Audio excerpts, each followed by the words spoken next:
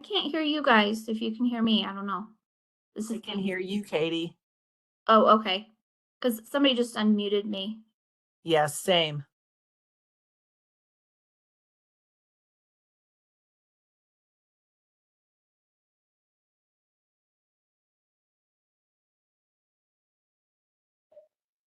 Okay, I think we have it figured out now. So council members, Grail and Imes, can you hear us? Yes, this is Yes. Marcy. Okay. Yes, I can hear Thank you. I have, great. I have noted, we just called roll and I just noted for the record, you're both present, so. Mr. Vice Chair Secretary, Condon, you have a quorum. thank you. Mr. Secretary, are there any agenda modifications this evening? Not at this time. So I have the following announcements. For council members and anyone addressing the council, please remember to state your name clearly, and please do not use the speakerphone feature as it will create feedback. Please mute your phones, and if you are joining us by phone and receive a call, please hang up from this call and dial back in after finishing your other call. For those signed in onto the webinar, please do not broadcast your webcam. For tonight's public hearing, there are 3 ways to let us know you are interested in providing comments to the council. For those in person, please fill out a registration card and submit to Nancy Hatch, who is our technical wizard. For those using the WebEx, you will need to use the raise your hand feature.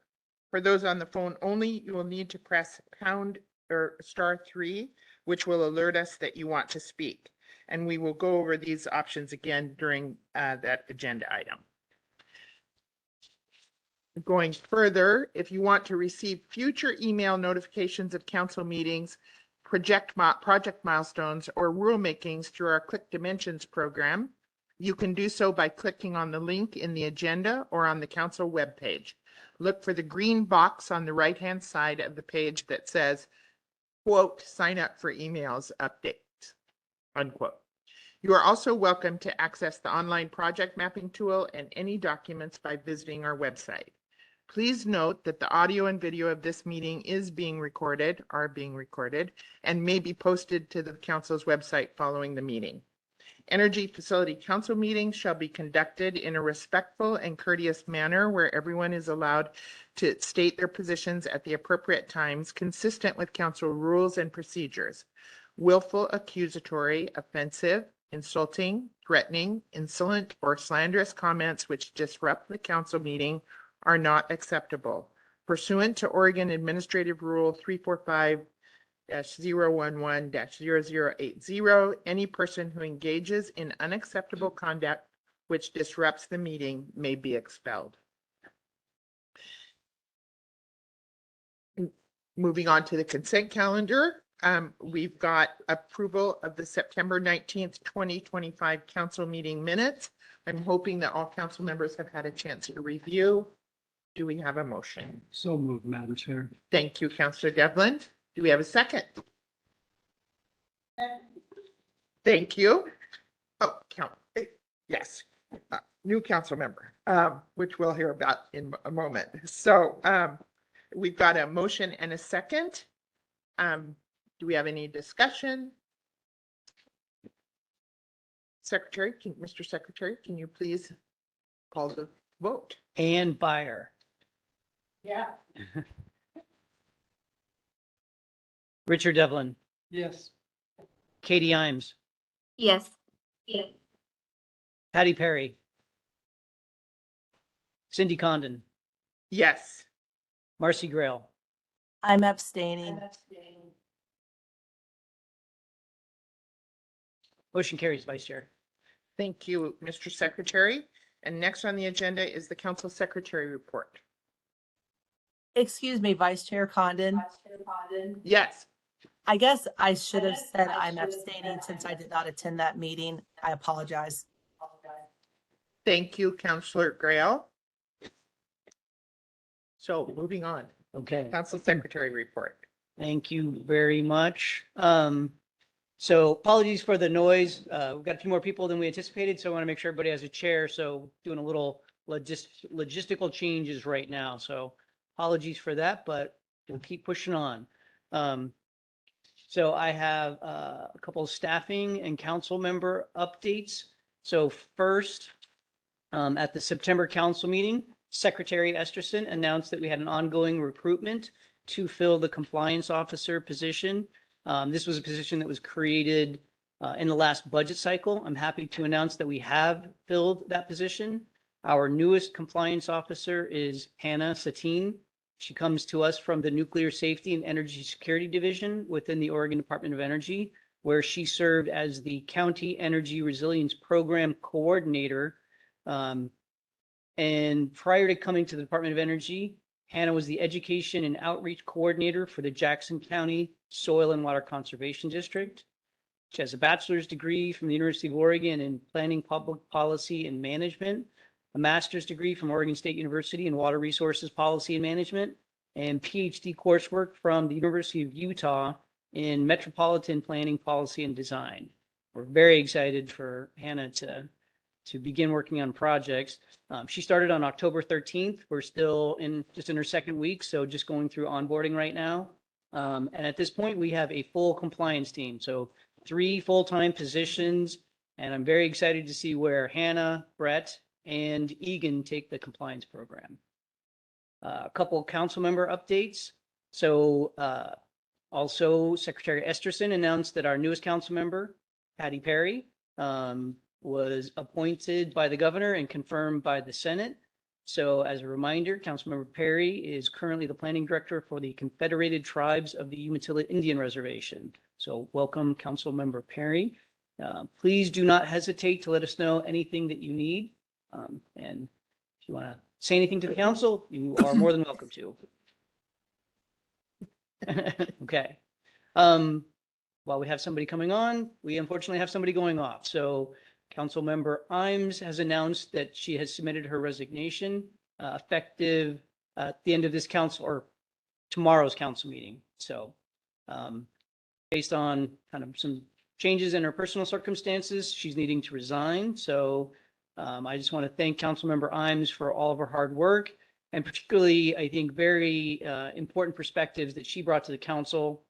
And she has been living in the area where a lot of the facilities are located. So she brought that perspective of people who are actually living in and adjacent to these facilities, and I thought represented them very well, in addition to other insights and perspectives as well. So thank you, Councilmember Imes, and free to say anything that you'd like as well. Thank you, Counselor Todd. Imes. Yeah, thank you, Todd. I'm really sad to go because I feel like I'm just getting my feet wet. But I know that the council will carry on and continue to do good work. So thank you for the opportunity. Thank you, and sad to see you go. Todd, if I can, Absolutely. just this is Counselor. It's your meeting. Oh, thank you. I just want to say thank you, Counselor Imes, for your service. And something tells me we haven't seen the last of you. You can still get your feet and knees wet. So thank you for your time and attention to the material. You added a lot to our meetings. And thank you, Vice Chair Condon. I appreciate that. Thank you, Secretary. Can you move the advance the slide, please? Yes. Okay.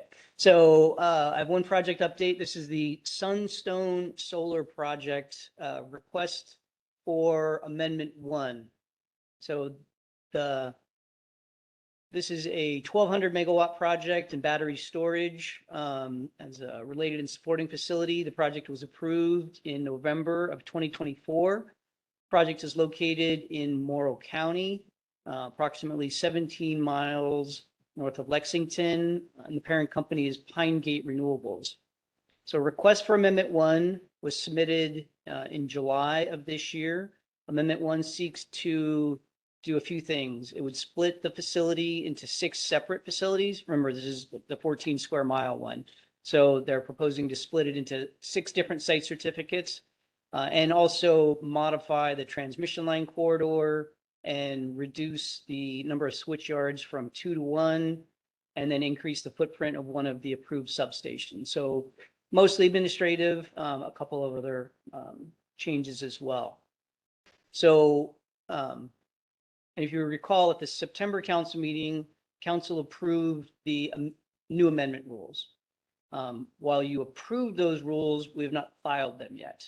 Or Tom Jackman, our rulemaking coordinator, has not filed them with the Secretary of State.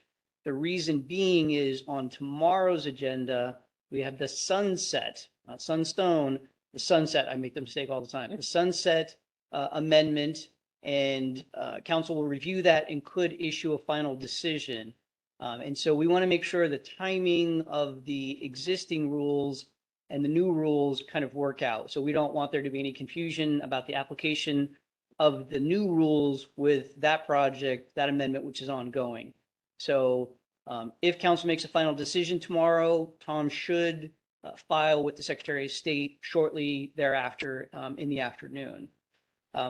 But this creates a little bit of a conundrum or a complication for us. So going back to the Sunstone Solar Project Amendment 1, that project, as big as it was, or as big as it is, really didn't have much in the way of public interest or controversy. There was a few people who showed up, but they're really, as big as it wasn't very concerning to the people who live around there or to any of the natural resource groups. And so the new rules are going to allow for council to waive the in-person, in proximity requirement for the public hearing. So there will be an automatic public hearing for all amendments, and that there is an in proximity, in-person requirement. It's not required by statute, it's your own rules. So you've approved those rules, they will go into effect. We think that's a good idea. We also built in sort of an out based on some circumstances. We, the department, could request from the council to waive that in proximity public hearing requirement. So we want to do that, but because those rules are not effective yet, we cannot do that tonight. But the timing of that public hearing would likely be in November. So that's this kind of complexity. So essentially, the new rule will allow either the council or the chair. We wanted to build in an opportunity for the chair because circumstances may come up, kind of in between council meetings, which would make it difficult to get the whole council to review. So we are going to ask the chair, once the rules go into effect, to waive the in proximity. We're proposing that the meeting occur in Salem. Public hearing would occur in Salem. Again, based on our prior experience, we don't think there's going to be much interest from the public on that. So we don't think, there's going to be much of a concern as a result. So, but for transparency's sake, we wanted to get it out in front of you. And if you are okay doing a straw poll, I would seek to do a straw poll now. Again, it's not binding, but if you're absolutely not, we want to be in proximity, that would likely drive us then to be out in Boardman for that public hearing. If you're okay, we would then be asking the chair to have the meeting in Salem. Does that make sense? It's a little chicken or, kind of.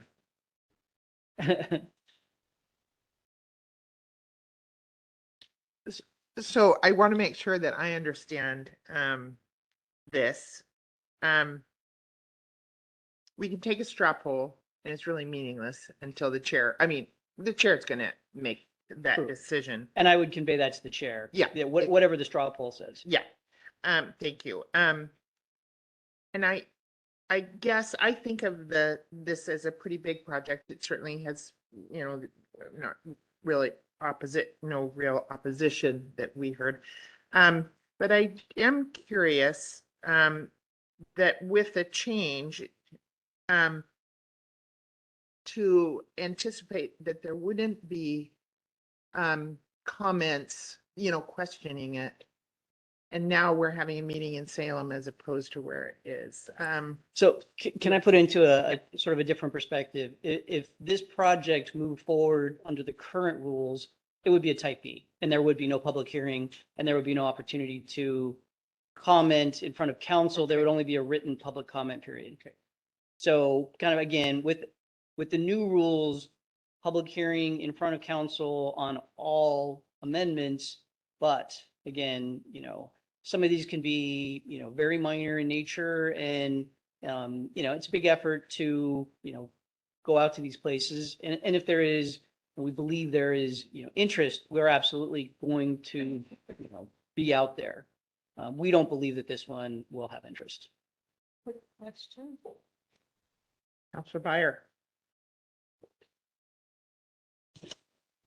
So with the understanding that this would trigger a public hearing, not in proximity, but in Salem, if during the public hearing, there were a number of comments about, wait a minute, you didn't come out to us, would we have a chance to then say, okay, we're hearing you, we'll keep the hearing open?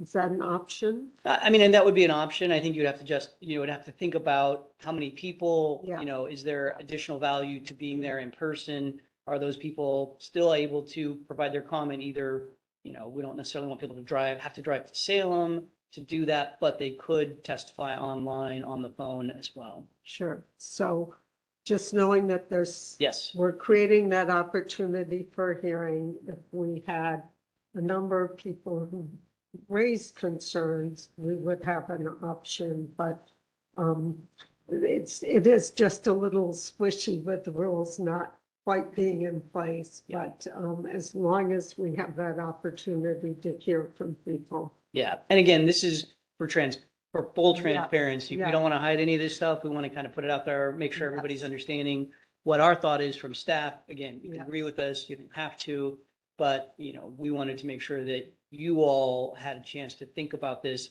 and that we didn't just later on, after the rules are filed, go to the chair. Yep. Good. Thank you for the opportunity.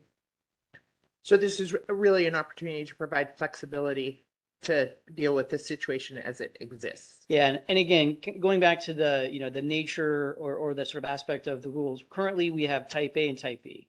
So if it's type B, there is no public hearing. Yeah. There is no ability to comment directly in front of the council. There's only a written public comment timeframe.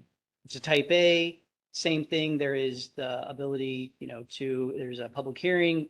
It's in proximity. It's in front of council. But with the new rules, we've eliminated the type A and type B. There is a public hearing on all projects, on all amendments in front of council.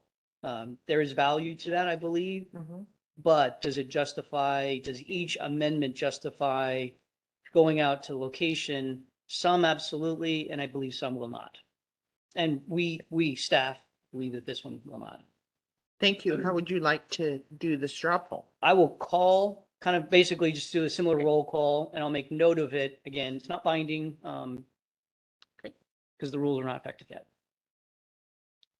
Cindy Condon, Yes. Um, Richard Devlin, Yes, but I'll leave it up to the judgment of the people who will actually be able to attend. It's one of the few meetings I cannot attend. okay. The first day I'm traveling, the first day I'm traveling all day by a certain airline. And I will arrive in Portland back on the second day at about 2 a.m. in the morning.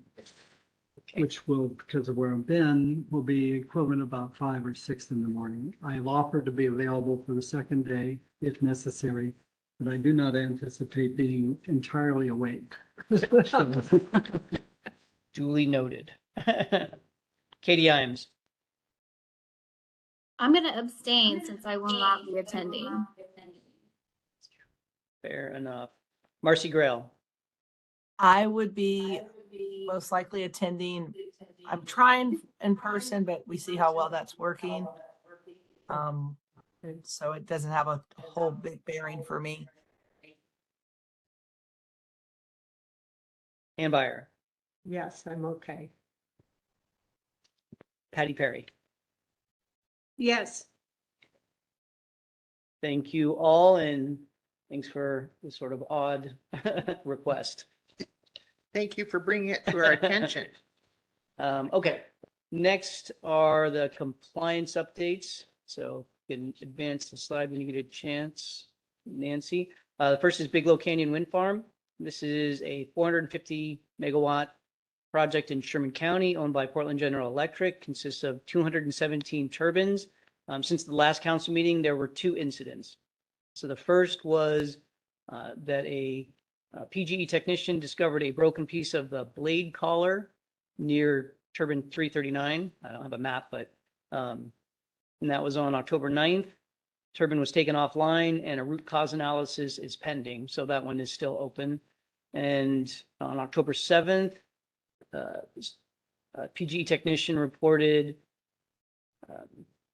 turbine 65 was found with its door unlocked. And that's one of the requirements that the public are not able to access the equipment. And so that's one of the things that also needs to be remedied. So that one is still open. The other is, yeah, Sarah does it better than I do. Patchwaywit solar field or field solar. This is a 162 megawatt solar project in Gillum County. It's on 1,189 acres, and the owner is Avangrid, a parent company. On October 14th, a small self-contained fire affecting approximately 5 acres was discovered at the project site. It was inactive at the time. Somebody found it after it had burned and then went out. No injuries or equipment damage. No emergency response was required, and that's still under evaluation. So that's an open incident as well. Question? Counselor Byer. It's my understanding on Bigelow Canyon that we're having fairly regular compliance reporting, since there have been a number of incidents. Is that still continuing? Yes. Thank you. Yes. Yeah, I mean, and as we talked about, I think last council meeting, they do have they are working on numerous things. So it may not result in all of the issues that we're seeing. But for kind of the big things, the transformer failures and the oil leaking kind of down the side and on the blades, they do, and these are some of the kind of earlier wind turbines. So they do have a plan. They are working through that. There's a lot of effort going on. So we hope to see, some pretty significant changes in 2026, into 2027 as they do a lot of those changes. So. And as we get more details on that, we'll provide that. But yes, the short answer to your question is there is a consistent pattern in varying types of things that are occurring out there. Thank you. All right, next slide, please. Oops, I think I got these ones off.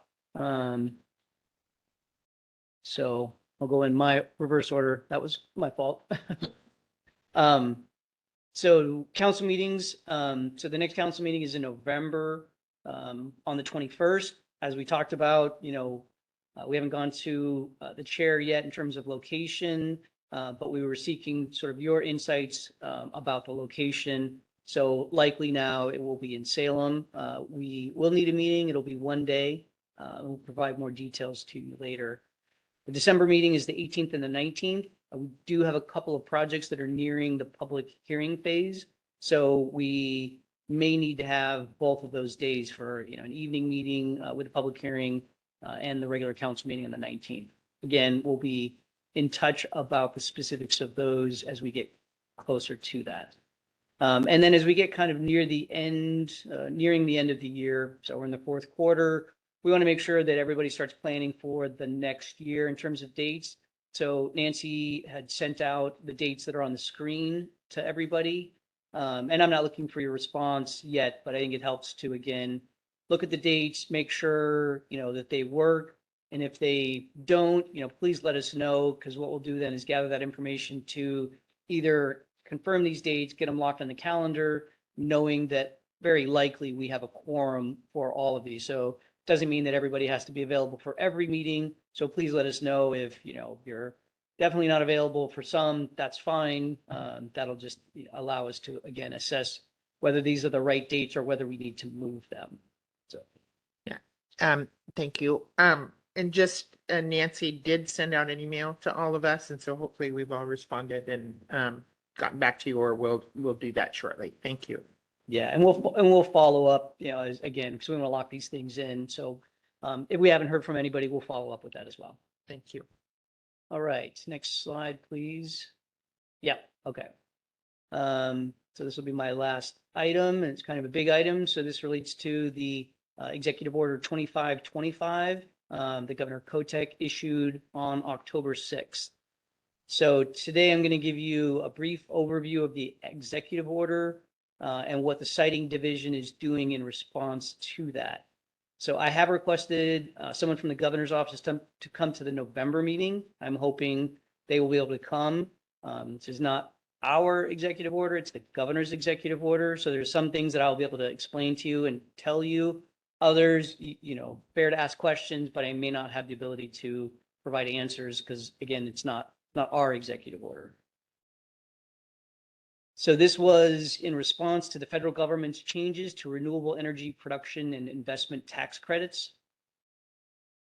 In order for developers to be eligible, but they must now begin construction before July 5th, 2026, and must be placed into service before December 31st, 2027. So these tax credits were previously available, and I'm not aware of what the timelines were or if there were any limitations, but with the new federal administration has put those more definitive current timelines on there. And so the executive order is basically relating to trying to make sure that projects that can get into construction and operation, in order to meet those, that we will make some efforts to help those, in short. So the major elements and we're not the only ones listed in here. There are other agencies that are listed. I'm just really responding to the direction to the Oregon Department of Energy, really the siting division, and the Energy Facility Siting Council. We are both named. You can see on the screen kind of the major elements for us. The first thing is to consult with developers. And again, I will get back to that one on the next slide. So the first, consult with developers, then prioritize projects, speed up review as allowed by statutes and rules. And this could include minimizing public comment timeframes, minimizing reviewing agency comment timeframes, not holding public information meetings. Those are not required. So last month we were here to have a public information meeting at the completeness. Those are not legally required. They're opportunities or options. We always do them. We think they're valuable. We think it helps people to prepare for the public hearing. But they take time and resources. And so those are the types of things that we would be looking at, in addition to others. But we have a very sort of clear statutory process and the rules implement that. So, there's not a tremendous amount of flexibility in those. So again, we'll have to look at what the opportunities are. And those are just some examples that I wanted to provide. So the other major thing is that we, the department and the council, would not pursue as a violation the construction of a project prior to the issuance of a site certificate. But there are some caveats in there. So it's not just they can go out and do whatever they want. That's limited by they have to get to the point where the application is deemed complete. So somebody can't just go out there and do it. They have to go through the notice of intent phase, unless it's a smaller facility and would be exempt from the notice of intent phase. They would have to submit a preliminary application. We would review that preliminary application in order to deem it complete, and only then could they start construction. They would have to provide a letter of credit, not a bond, only a letter of credit. The letter of credit would have to be, there's like a per megawatt dollar amount, and that's in the executive order. The letter of credit would have to be from an institution that's on the council's list and in the form that's approved by the council. The work would have to be the minimum necessary to meet the federal requirement. So they couldn't go out there and build the entire facility. It would have to be just the minimum necessary to meet that federal beginning construction requirement, which I couldn't tell you exactly what that is.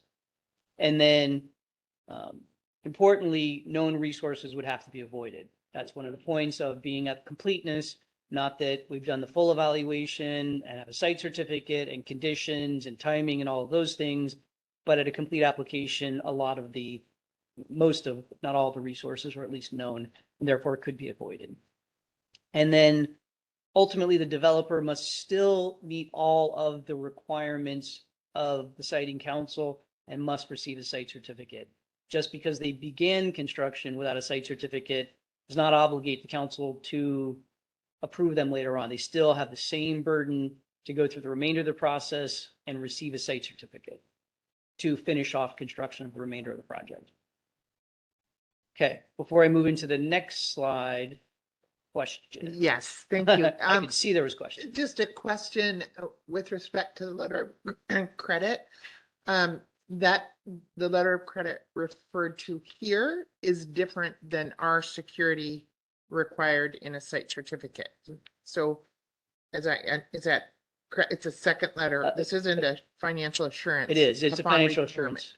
Yes. So that if they construct that portion of the facility, never finish the site review process and walk away, we've got a letter of credit to decommission the facility. So it is, I mean, it's a little difficult because it's not subject to a condition and, there's, that evaluation hasn't been done. But it functionally is meant to be the same thing. And so it will have the same terms and conditions that we have talked about. It will be our Yes. letter. Yeah, and that's in the form that's been approved by the council. So it has to be in the exact form that we would, if somebody who has a site certificate and begins construction has to submit a financial assurance, instrument, and they choose a letter of credit, it would be the exact same form. It is interesting because the letter of credit language does cite the site certificate. And so, yeah, okay. Thank you. Yes, Councilor Fire. Under this scenario, where does it leave the opportunity for public input? They would still have to go through the process. So really, again, if somebody, gets to completeness and then, that's prior to July 5th, 2026, and they begin construction in order to meet that federal deadline, therefore they're eligible then for those tax credits, that they're not done. They still have to continue going through the whole FSEC process. So we would then still have, at that point, I don't know why we'd waive off the public information meeting because they've already gotten the, eligibility. We would likely still have the public information meeting. We would also have a public hearing like we're doing tonight. All of those things would still be required But after the start of construction? after the start of construction. Yeah, it just makes me a little queasy, Yep. but just for the record. Yep. Okay. Thank you. Chair, Madam Chair. Yes, Councilor Devlin. Madam Chair, I talked to the secretary about this. I think some of the realities of this is if we can find projects or if parties bring projects to us that are in a sense ready. I mean, I think it's something we absolutely should do, but I've been realizing three things. In the last year, seems like almost every meeting or every other meeting, we've had requests to extend times for construction or to start construction. The underlying realities of developers in terms of how much risk they want to take. Do they have access to transmission lines, whether even they're within a quarter of a mile or a half a mile? Do they actually have access? And how much risk do they want to take? Do they actually have a party that will agree to purchase their power in the long term? So I think it's worthwhile to obviously follow the direction of the governor. And I'm hoping there's some projects that come forward that meet this standard. But it's a pretty high standard to be able to do all of those things in this short a period of time. And just a comment with respect to that. I don't know if you know off the top of your head, Secretary Cornett, but how many projects do we have approved out there that really haven't moved forward? This is a great segue. I'm gonna move into the next slide. Okay, all right. So- That sounds good. All right. Thank you. You all perfectly got ahead of me, but actually it's great because you're setting me up perfectly. Okay. Okay. perfect. So I'm going to go back to the first thing that we really need to do, which is consult with developers. The executive order doesn't explain what that means. So we've been kind of trying to figure that out. So yesterday, we sent out a survey to all active projects. So these are ones, essentially any project that is active that hasn't fully constructed everything. You know, we have some projects that have constructed part of it, and they still construct, you know, other parts of it. Some that have been approved that haven't begun construction, some that are in review, and then some that we've had some recent conversations with that haven't actually come in yet. So we pulled that list together and got that out. So thanks to Sarah and BB who put a lot of work into that and making sure that that got out. We're trying to be as timely as possible, but these things a little complicated. You know, we don't have clear direction, so we're having to kind of figure things out and do a lot of connections with others to make sure we're kind of doing it, you know, in a reasonable way. So that went out yesterday. So we'll start to hear back from people. And I'm not going to tell you everything that we're asking from people in there, but the big things are, do they have a power purchase agreement for someone to take their power? Are they in the interconnect queue, you know, with BPA or, you know, one of the investor-owned utilities? If so, where are they at in the interconnect queue? Will they be seeking to meet the federal physical beginning construction requirement, or the actual federal rules allow, and I'm going to say this in a general way because I don't know the specifics, somebody can buy equipment and meet that construction deadline without physically constructing. So I don't know the limitations on that, but there is that kind of option as well. So are they going to be, you know, using that method in order to meet that requirement? Yeah, and those are the major questions that we're asking him. Again, there's some, and so once we get those results back, then we're going to have to do an analysis, you know, and kind of start to look at those and figure out, you know, which ones are the highest priority based on certain circumstances. We're also going to look at projects right now that are in pre-construction, projects that are at the end of the review that may want to move forward that actually may be outside of the executive order once they're approved. You know, those are projects that actually, if they want to move forward, you know, can actually get to that point in time. So we're going to be doing this full evaluation of the information that we receive, you know, prioritize them. We'll seek input, you know, from the governor's office on that as well. And then if we need to do anything, we will then reallocate our resources and come up with specific kind of targets and plans for each of the projects. So to the point that, you know, you were both making, we have 9 approved projects. 9 approved projects equaling more than 3 gigawatts for wind and solar generation, 2 gigawatts of battery storage. 3 of these are actively working on meeting pre-constructions right now, and likely they can begin construction prior to that deadline. The others, we've not heard from them. Again, hopefully we'll hear from them based on this survey, but some of these go back years. Again, you know, you've seen these time extension requests, no power purchase agreements, no interconnects. So this executive order, and this doesn't change any of that. So there may be a lot of projects that want to utilize this and try to move forward in order to get ready for that. There may be none. We don't know yet. But again, there are a lot of projects that the council has approved that already could have begun construction years ago that haven't. You know, and those are the physical limitations that we and you do not have any control over. And So, thank you for that. And just a final comment, at our last meeting, we talked about removing language about the need for an extension. And for me, that is a big thing. And having it removed, I mean, you're having to go back to consult with developers on the very things that I think that we should be asking when extensions are requested. So thank you. okay, and that was the last of my items. So unless anybody has any questions, we can move on to what everybody's here for today. So my apologies for going long. Counselor Imes, Counselor Grail, any comments? No, I will say I concur with you about the need to not have extensions. It just seems like kicking the can usually doesn't work in most circumstances. So I'll be curious to see how this all plays out. Thank you.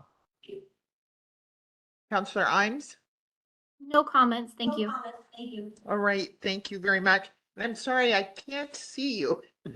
I can't see anything, so I'm just talking into air. So, and feel free to speak up if you have a question and I'm not seeing that. So with that, the Secretary Cornett, thank you very much for that. And now we move into Yellow Rosebush Energy Center. We have a hearing on the draft proposed order, and we have Kate Sloan in the chair. So, and Sarah Esterson, our senior site analysis analyst, will, I think that's the right title, senior. That's okay. Yeah, she'll give her proper title.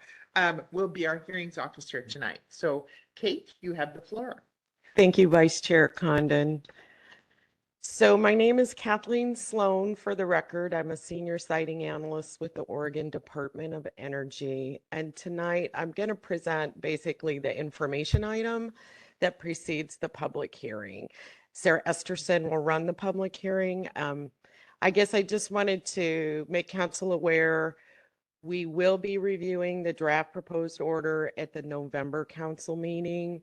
So we'll go in depth into our evaluation as a department, the DPO, and any comments we've received, and also our responses to comments. So tonight really is a quick overview for the purposes of just making people kind of give them some context of the project and then kick it over for the public hearing, because that's really the purpose of us being here tonight. Next slide. Oh, and it's for the Yellow Rosebush Energy Center located in Wasco County. All right, so this slide is just to give you an overview of what we're going to do. Like I said, I'm going to give you an overview of some of the highlights in the draft proposed order and of the facility as proposed. Rather than having the hearing overview from the vice chair, it's going to be Sarah, so I didn't fix that slide. And then we'll kick it over for public. And in the order of speaking will be the applicant will have an opportunity to make some comments. We'll open it up for public comments in the room, and then I believe WebEx, and then the phone. And then it'll come back around to council to ask questions or make comments. And then at the end, the applicant team will also have an opportunity to respond to comments tonight if they so choose. Okay, so next slide. So the Yellow Rosebush Energy Center, like I said, is located, it's off of Bake Oven Road here in Wasco County, about 8 miles from Maupin. It is proposed to be sited on an 8,025 acre site boundary that is on privately owned land zoned for exclusive farm use. It's an 800 megawatt solar facility with related and supporting facilities I'll talk about in a minute. And then they're also looking at 2 possible transmission point of interconnection to the BPA transmission line. One would be directly adjacent to the facility, and the other one would extend approximately 4.5 miles north of the facility, almost 2 miles of it into Sherman County to connect with another BPA facility, the Buckley Station. So the application in the draft proposed order includes both alternatives for the transmission. The applicant has indicated they would only build one, and I'll talk a little bit more about that when I get to some of the specifics on the project.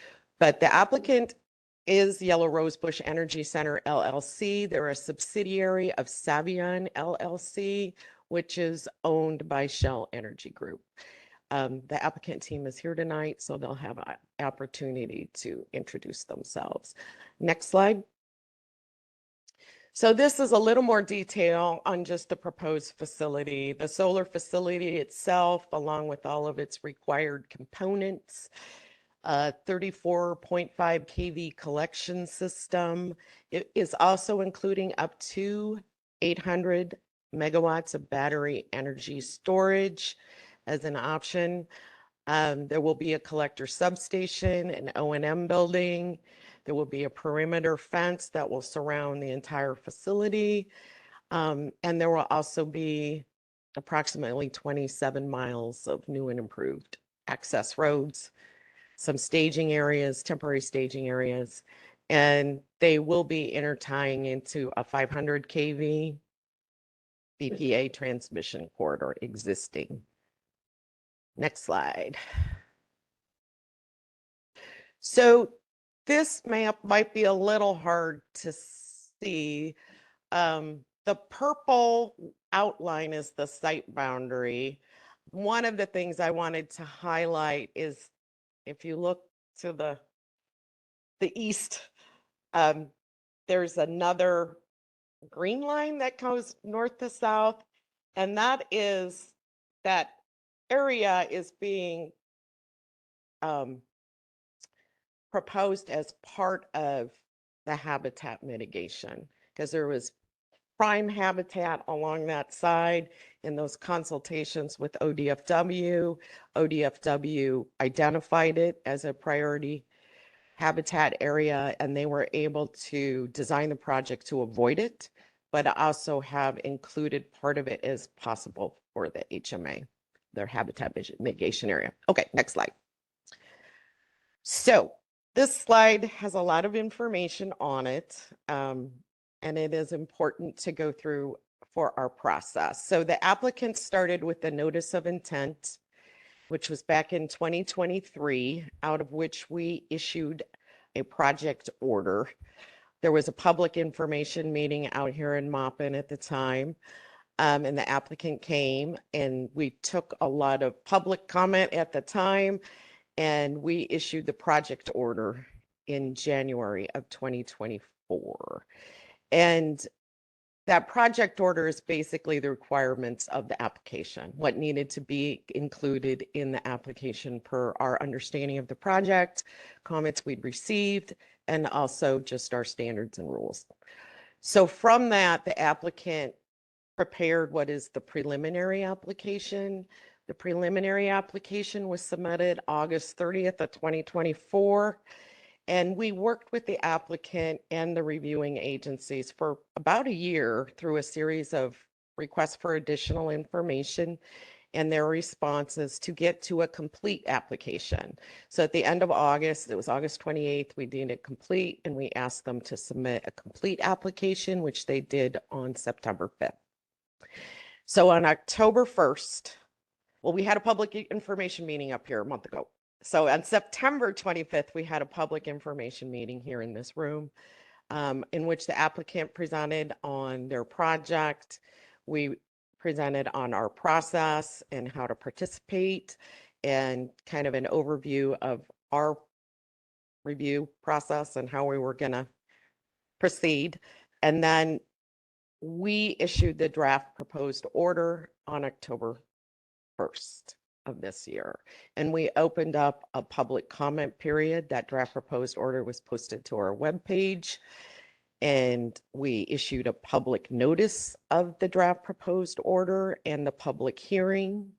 And we are having that hearing tonight. Throughout this process, we've been having ongoing agency coordination just to make sure that they are reviewing and coordinating, giving us good input as we evaluate our standards. So that is where we are right now. Tonight, we're having the public hearing. The public comment period is open until November 3rd at 5 o'clock in the evening. Tonight is the opportunity to provide oral testimony. Written comments can be submitted up until the close of the public comment period. And then in November, we will be reviewing the draft proposed order with council, and we'll be looking at all the comments received and our evaluation of those comments. We'll have ready for you at that time. So what happens next is after we go through council's review of the draft proposed order, so that's after the public hearing, after public comment is closed, council reviews the draft proposed order. The department has, I believe it's 21 days to issue a proposed order, and that is the department's second version of the order. when we issue that draft proposed order, we will also issue a public notice of proposed order and an opportunity to request to participate in the contested case. And one of the reasons I bring that up is because if you're here tonight and you want to make oral testimony on the record, or you want to submit comments on the record, those things need to happen in order for you to be eligible to request to participate in the contested case. So there's a couple things I'm going to read because it's complicated and I'm not going to be able to remember it all. So as I said, the public comment period is still open and it will close on November 3rd at 5 p.m. We'll continue to review all the comments received on the record, and our current plan is to review that with council at the November meeting.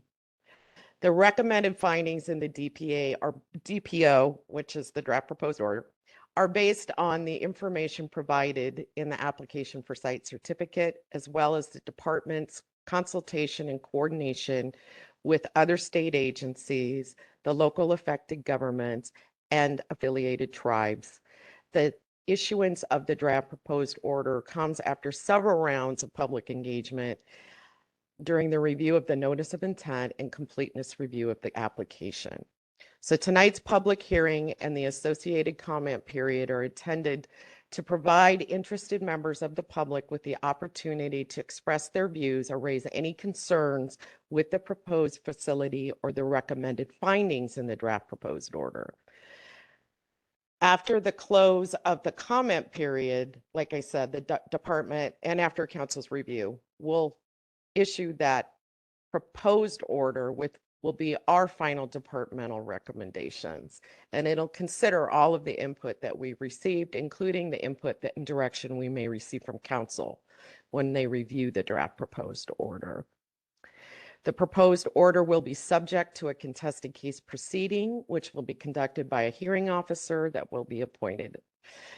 Any person who intends to raise any issue that may be the basis of a contested case proceeding must raise the issue either in person at the hearing tonight or in a written comment received by the department before the close of the public comment period. The person must raise the issue with sufficient specificity to afford the council, the department, and the applicant an opportunity to respond, including statements of fact that support a person's position on the issue. And you'll hear more about this later. At the conclusion of the contested case, the council shall issue a final order, either approving or rejecting the application. And so that will take you through all the chevrons on my slide. But the important part to realize is we're there kind of in the middle at the draft proposed order phase. Next slide. So I'm going to go through these next slides very quickly. They will be posted to the website. I don't want council to feel like I'm giving you the bum's rush on going through it really fast because we're going to go through these at the next council meeting. It's really just to give an overview of some of the highlights in the draft proposed order. So the applicant, and the first standard that I'm going to talk about is just general standards of review. And if people want to follow along, I have the page numbers in the draft proposed order where you can follow along in the sections. I guess I wanted to also say all these documents are on the project webpage should you want to review them. So just really briefly, the applicant is planning to construct the facility in probably 2 phases at 400 megawatts each, with each phase taking about 3 years to complete. And we have conditions that set the requirements for construction start and completion. Again, I had already mentioned they're looking at 2 alternatives for intertie to the BPA 500 kV line that's already there.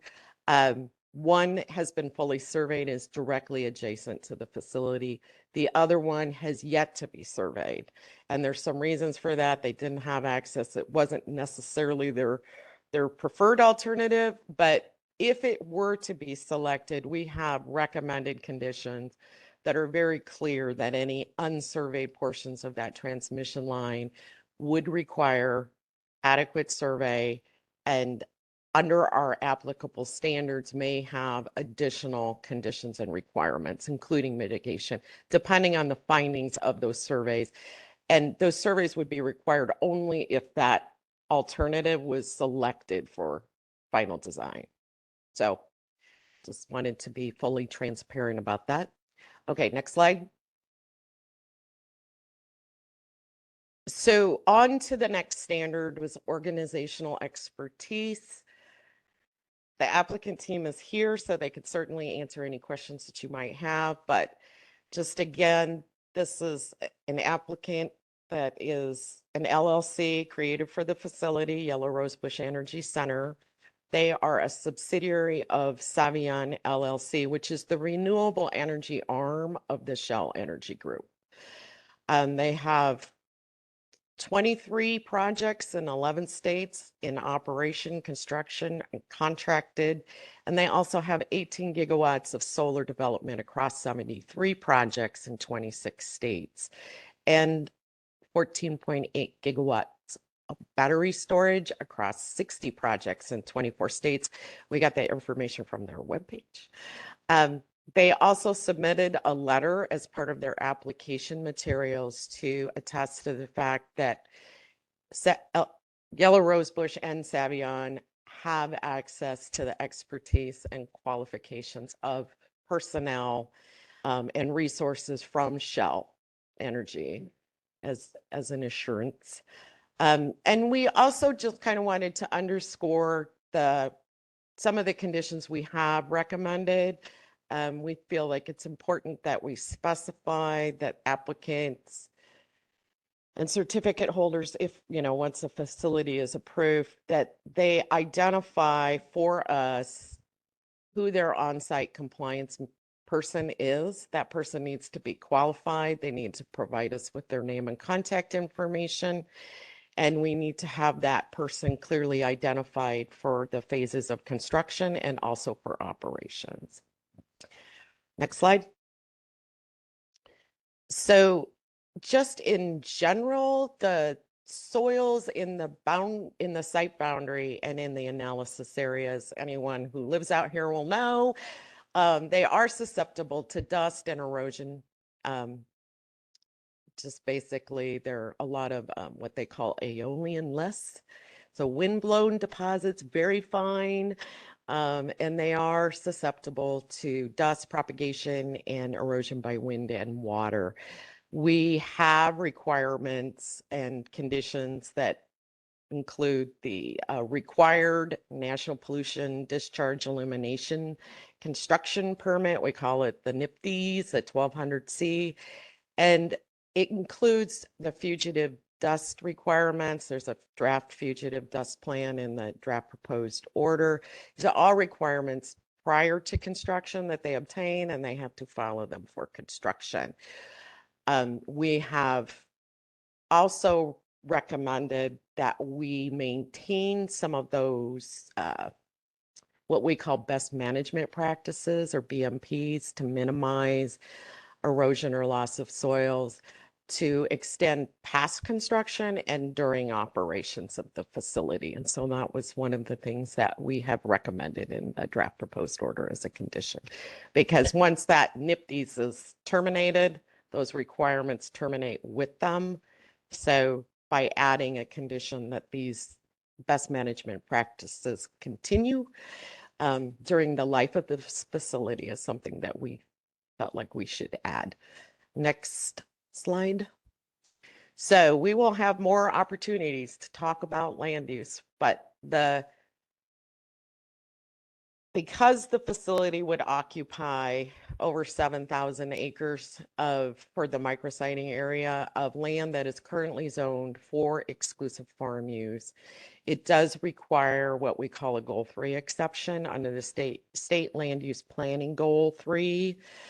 And these are the reasons that a facility may be granted by council exception to Goal 3.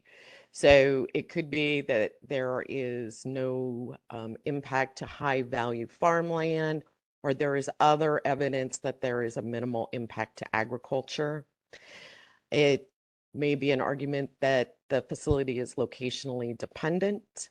It could be that the applicant can make the case that it creates local economic benefits. 4 and 5 are minimal impacts to resources and the important state and county goal priorities. So next slide.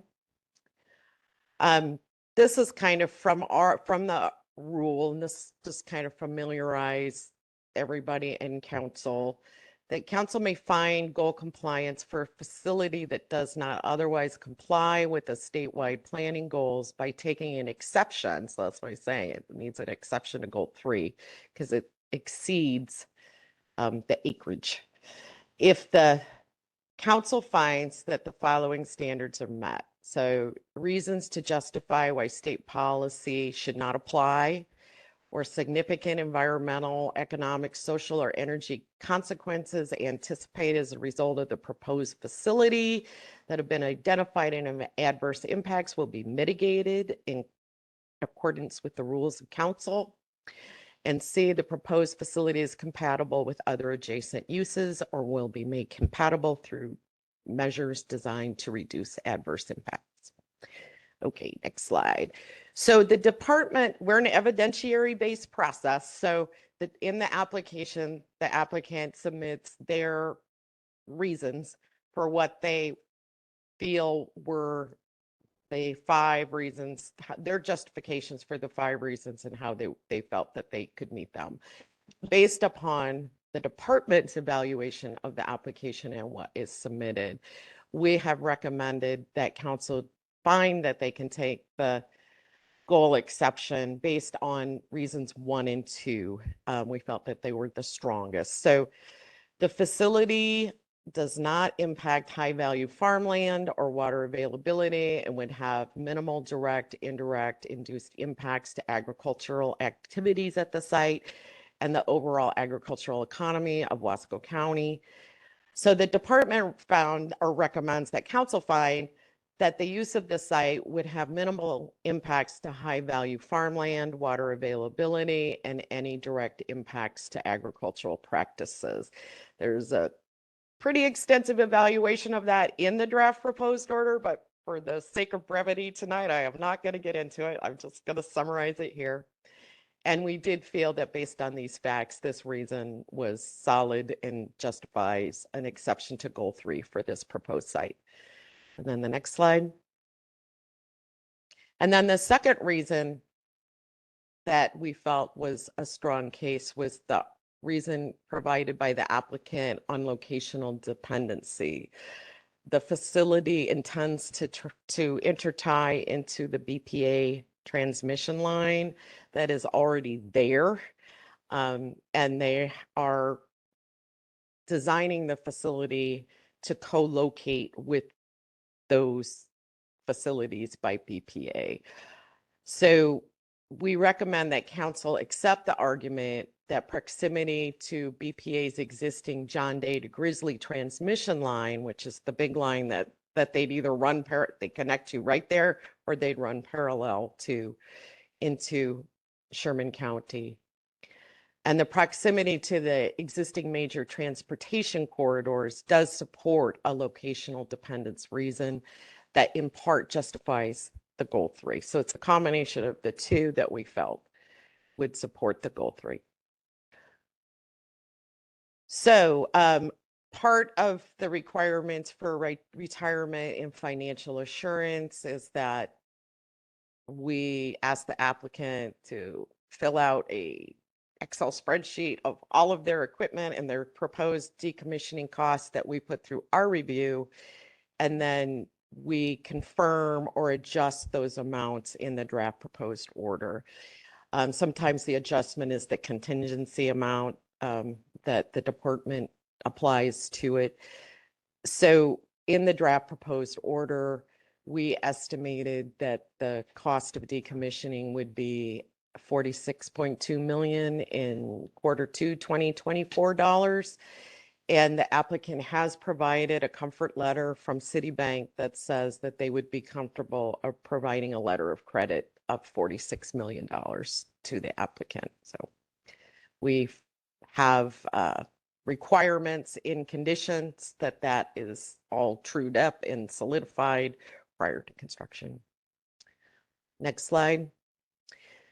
So for fish and wildlife habitat, the applicant worked pretty extensively with Oregon Department of Fish and Wildlife to both categorize and characterize the habitat within the analysis area and the site boundary. Like I said, they also worked with them to identify priority areas within the site boundary that could be avoided in facility design. Based upon all of that, they have identified approximately 4,670 acres of permanent impacts and 198 acres of temporary impacts to what is called Category 2 Big Game Winter Range. And it's an ODFW habitat category. Category 2 overlays the entire analysis or site boundary. And it's Category 2 for winter range for mule deer. So based upon that fact, the mitigation ratios and the mitigation that was presented in the draft proposed order is really about Cat 2. So regardless of where it would have fallen and like vegetation subtype, it's all treated as Category 2, except for the areas that are developed, which are Category 6 and don't require mitigation at all. The permanent impacts are mitigated through what is called a habitat mitigation plan. Permanent impacts are mitigated off-site at a dedicated habitat mitigation area. In the draft proposed order, the applicant identified 2 potential mitigation areas. They also, since the DPO was issued and council got this in the comment supplement yesterday, they submitted some documentation in support of their securing the primary habitat mitigation area, which is that Tie Ridge Ranch area. Temporary impacts are mitigated through a revegetation and reclamation plan and the implementation of a noxious weed plan. So that's kind of like the impacts inside the fence boundary are considered permanent, so they're mitigated off-site. And what's left are the little pieces that have to be revegetated, like when they decommission roads or areas around the perimeter fence. So we have a range of fish and wildlife conditions in the draft proposed order that are intended to address of the finalization of draft plans, anything that needs to be considered prior to construction and then also implemented during construction or operations. Next slide. So again, I already talked about this, so we can probably skip this slide, but the Tie Ridge Ranch is one portion of the HMA that is not on the site boundary. And it is also an area that was identified as a high priority area by ODFW for conservation. And they worked closely with them to select it. So next slide. So for historic, cultural, and archaeological resources, the entire micrositing area and within the analysis area was surveyed for cultural resources, and technical reports were prepared by qualified archaeologists. And those reports were submitted to the Confederated Tribes of Warm Springs, and who is the tribe that is culturally affiliated with this area. We're within their ceded lands. And also to the State Historic Preservation Officer as part of the application review. And the only part of the facility that has not, proposed facility that has not been surveyed for cultural resources is that alternative transmission line corridor. And so we've included our recommended site certificate condition that makes it just like the general standard condition references it, but this specifies that if that alternative was selected, it would be required to go through all of that review. and any kind of mitigation that would be coming from that if there were things found. So the applicant has committed to establishing buffers and avoiding all resources that were identified that were not evaluated under the National Register for Historic Places. And we have included 2 conditions to make very clear that those avoidance buffers would need to be adhered to during construction and operations of the facility. We did also reach out to the tribes on cultural resources. Confederated Tribes of Umatilla deferred to the Confederated Tribes of Warm Springs on this project, and we have not received any comments from Confederated Tribes of Warm Springs, but we reached out to them several times and they have had the report. So we still might get comment. All right, next slide. Public services, just really briefly, so, this might be more of interest to some of the public that is here. The applicant is estimating that we're going to have at peak 400 workers on site during construction, with an average probably more like 200 to 300.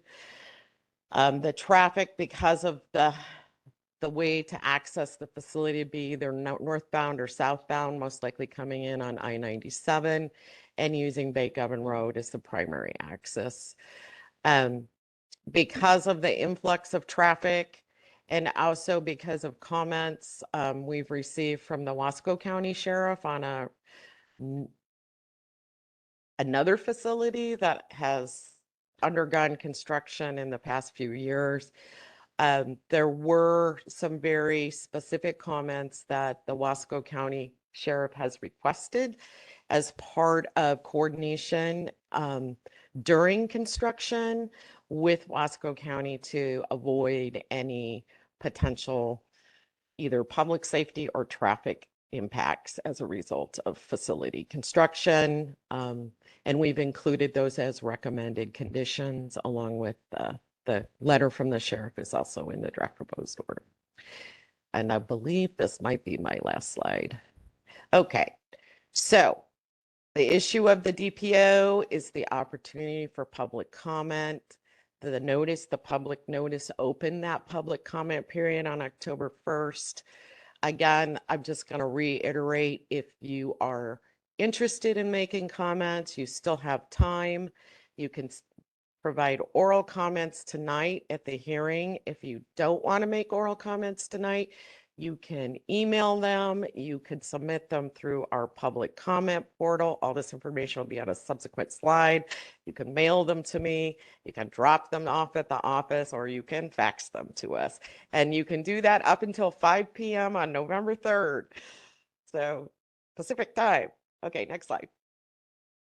So what's important, the reason I keep emphasizing that is because council will not and cannot accept comments on the application or the draft proposed order after the public record closes. And so that, unless they extend it, so you can,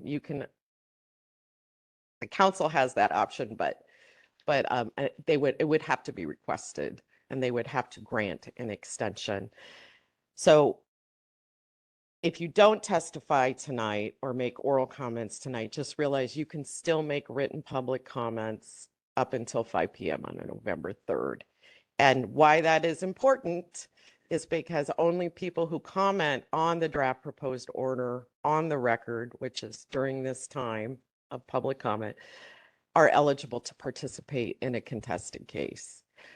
So for consideration in the contested case, and this is important, issues must be submitted within the comment timeframe. They must be within the jurisdiction of council. So it has to be related to a council standard or a regulation that they're reviewing as part of the process. And it must be raised with sufficient specificity to afford the council, the Department of Energy, and the certificate holder the opportunity to respond. And they should include a statement of facts that support the person's position on the issue. If anybody has any questions about this, they can reach out to me or anybody else in the department if you are interested in how to submit comments. Next slide.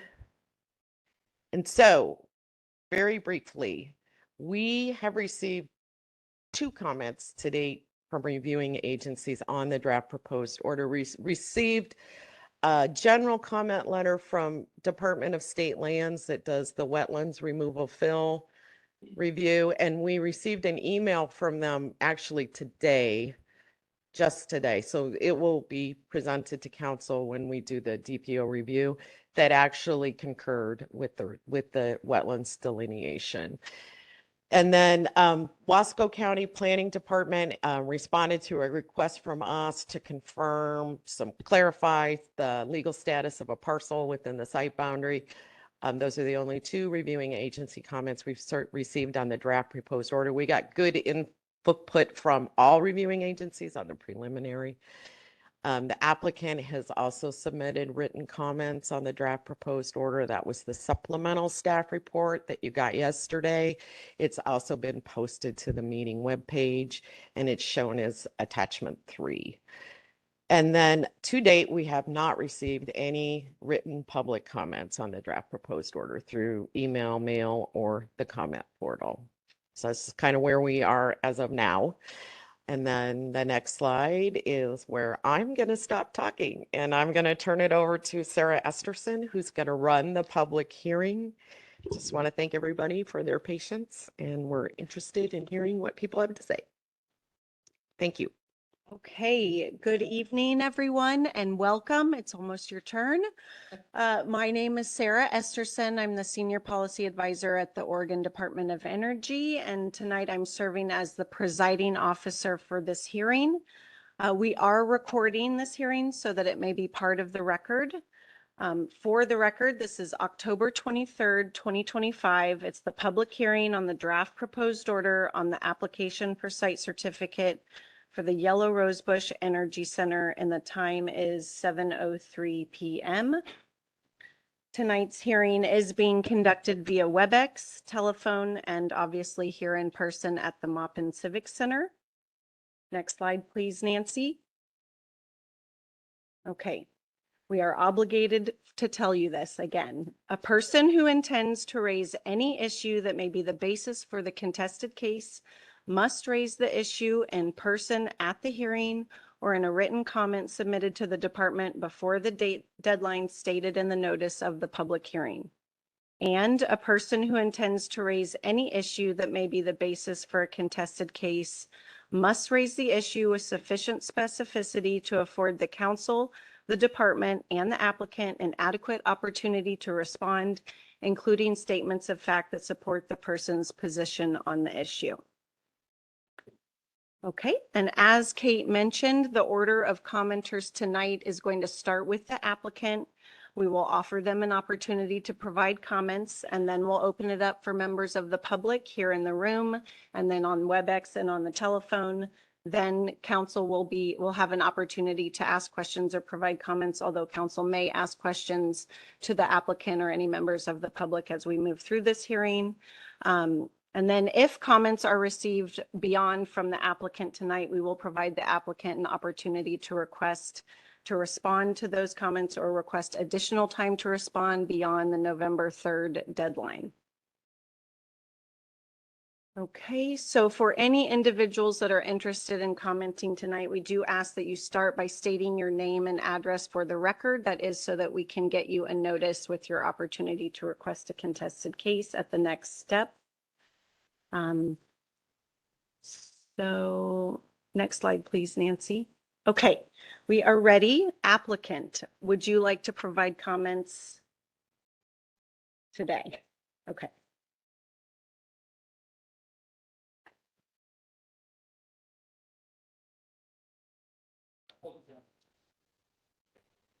Red light's on, so we're recording. Okay, great.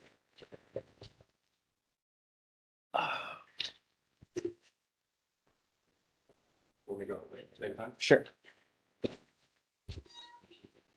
Oh, yeah, sure.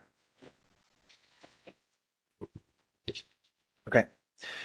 Good evening, council members. Thank you for taking the time to be here tonight. My name is Jeff Watson, and I'm a development manager at Savion Energy. Did you want me to spell my name? Okay, thanks. I lead project development efforts in the Pacific Northwest region, and I'm the lead developer for the Yellow Rosebush Energy Center project. First, I wanted to extend my sincere appreciation to the Oregon Department of Energy staff for their thorough review of our application for site certificate and the thorough analysis presented in the draft proposed order. It's clear a significant amount of time, expertise, and care went into this process, and we are grateful for their diligence.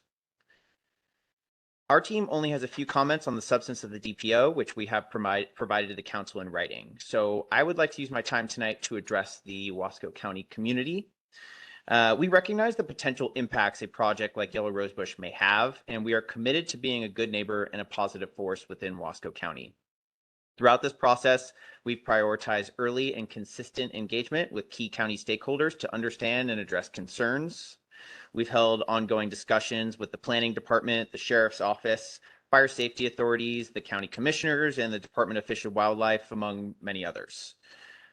These conversations have highlighted critical areas of concern, including fire safety, impacts on local resources such as law enforcement and emergency services, and maintaining a safe and respectful presence in the Wasco community during the construction phase. We take these concerns very seriously and are doing everything we can to mitigate them by addressing these concerns in our development plan. This is not a one-time effort. We are committing to maintaining open lines of communication throughout the life of the project, from development through operation. Beyond regulatory engagement, our team has also sought to contribute to the broader Wasco County community. We've made charitable donations to organizations such as the South Wasco County High School, South Wasco County Library Foundation, the County Fair, and the Deschutes Rim Clinic Foundation. These contributions represent the beginning of what we hope to be long-term partnerships with organizations dedicated to improving life within Wasco County. In addition to community investments, the Yellow Rosebush Energy Center is expected to create approximately or upwards of 400 jobs during the construction phase, leveraging the skilled and local workforce that has grown through previous energy projects in Wasco County, and some of whom are here tonight behind us. Over its 40-year lifespan, the project will also generate millions of dollars in property tax revenue funding that will directly support local schools, infrastructure, and public services. We believe this project will deliver meaningful long-term benefits to Wasco County. As the project moves through development, the Yellow Rosebush team commits to acting with honesty, integrity, and respect. We will continue to engage regularly with stakeholders, listen carefully, and respond responsibly. Our goal in building this project and being a member of this community is to avoid, minimize, and mitigate any adverse impacts while maximizing the benefits this project can bring to Wasco County. Thank you for your time and consideration today, and I will hand the mic over to my colleague, Chris Powers. Thanks, Jeff. Good evening, council members. My name is Chris Powers. I'm a Senior Director of Permitting Environmental. I'm part of Savion's Land Stewardship Group. I lead entitlements for all of Savion projects in the Western region. I'm also the permitting lead for this Yellow Rosebush project. I also want to thank staff for their efforts in reviewing and analyzing all of the information that we provided for this project. It takes a tremendous amount of work, and we really appreciate Kate's time and Sarah's time and all the calls that you've been on with us. As Jeff mentioned, we only have a few comments on the DPO, and we provided those comments in writing that you have in your information. For my time tonight, I want to touch briefly on the Fish and Wildlife Habitat Standard, and I really wanted to highlight our efforts that went into habitat conservation for the project and the resultant draft habitat mitigation plan, or HMA, that Kate actually referenced in her presentation earlier. There was a tremendous amount of work that went into that with all of the stakeholders on this project and the agencies. So we started conducting field studies in this project way back in spring of 2023. And at that time, we also started our coordination with Oregon Department of Fish and Wildlife at that time. I think our first introductory call to this project was in May of 2023. So a little bit of background of the habitat on the site. The site is primarily comprised of east side grassland, followed by shrub steppe and planted grassland. And the majority of those impacts that Kate mentioned within the fence line, the permanent impact areas, 64% of those is comprised of shrub steppe and grassland habitat, that was field determined to be highly to very highly disturbed habitat, which essentially made it category 4 and 5 habitat. And that's based on, I think Kate mentioned, ODF&W's habitat category table, where 1 is the best and irreplaceable habitat, and 6 being those areas that are developed and those sorts of things that don't require mitigation. So although our site is primarily comprised of those east side grasslands, planted grasslands, and some shrub steppe habitat, as Kate mentioned, because the whole analysis area is entirely within mule deer winter range, all of that field characterized 3, 4, and 5 habitat was determined to be based on ODF&W's recommendation category 2 habitat. So, you know, we've committed a number of avoidance and minimization measures during facility design, construction, and operations. We've committed to including rangeland or wildlife-friendly fencing, low-impact construction methods, leaving existing vegetation and root systems intact, and committing to selective grading in only certain areas of the site. A lot of work though went into habitat conservation of the facility, especially developing the offsite habitat mitigation areas that Kate mentioned, and our facility habitat mitigation areas, or HMAs as we're referring them to. So the resultant draft HMA addresses all impacts except for those category 6 that again are based on that big game winter range overlay, which made them all category 2 classification, which essentially resulted in much of our impacts requiring a 2-to-1 mitigation ratio for everything within the fence line, instead of those much lower mitigation ratios that would be commensurate with 3, 4, and 5 type habitat. So this mitigation approach aligns with ODF&W's requirements and will, we think, result in an overall improvement to quality of the underlying habitat, and is recommended by ODF&W and the department.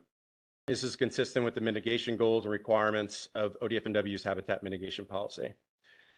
So I do want to touch on the remaining part of our habitat mitigation areas. I think it's really important to highlight that. So the majority of our mitigation obligation has been met by working with ODF&W and Mr. Davis to establish a conservation easement on 5,020 acres of his Tie Ridge Ranch, and that's located only about 15 miles northwest of here.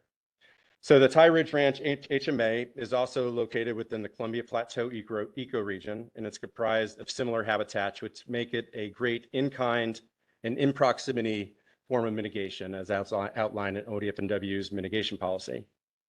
So like the facility, the primary habitat on the ranch is upland grasslands, followed by shrub steppe.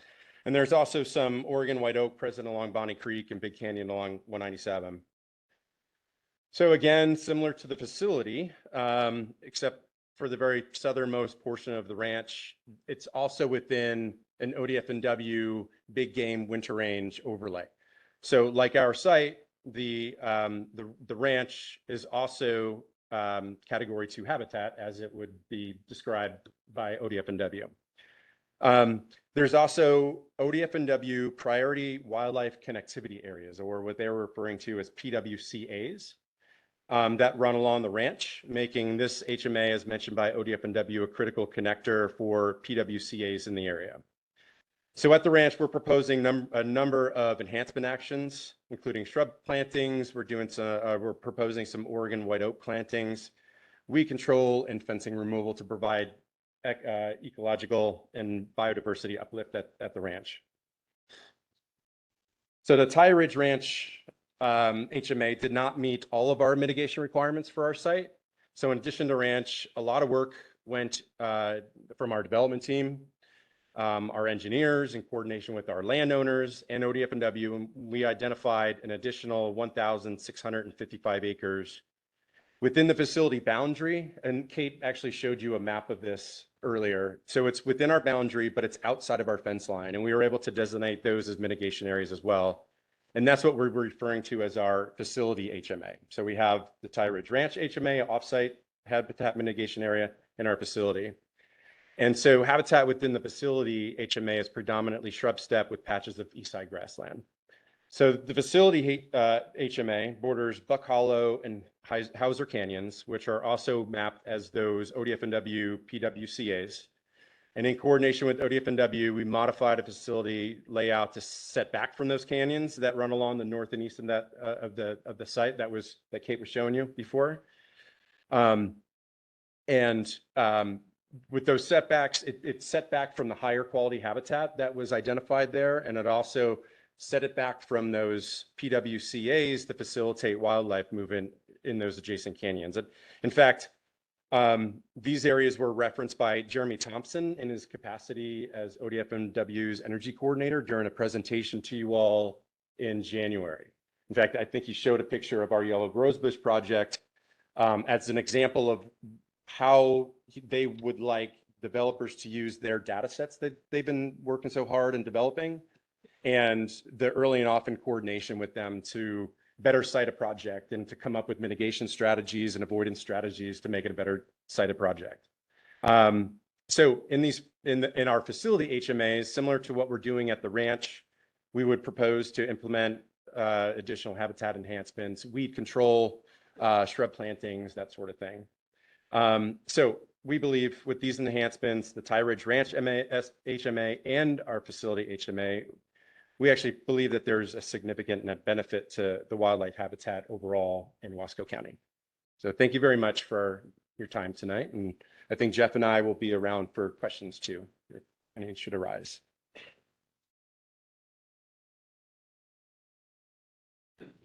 Can I ask you both just a really quick clarifying question? Okay, Sure. so for Jeff, or I'm sorry, Mr. Watson will be formal. On your comments related to Wasco County community and contributions, long-term partnerships, did you reference that in your written comments, or was that just in your verbal comments? I don't think we referenced Yeah, I don't that. think we referenced that in our written Okay, comments. okay. Was that already included on the record? Not to my knowledge, no. Okay, okay. And then, Mr. Powers,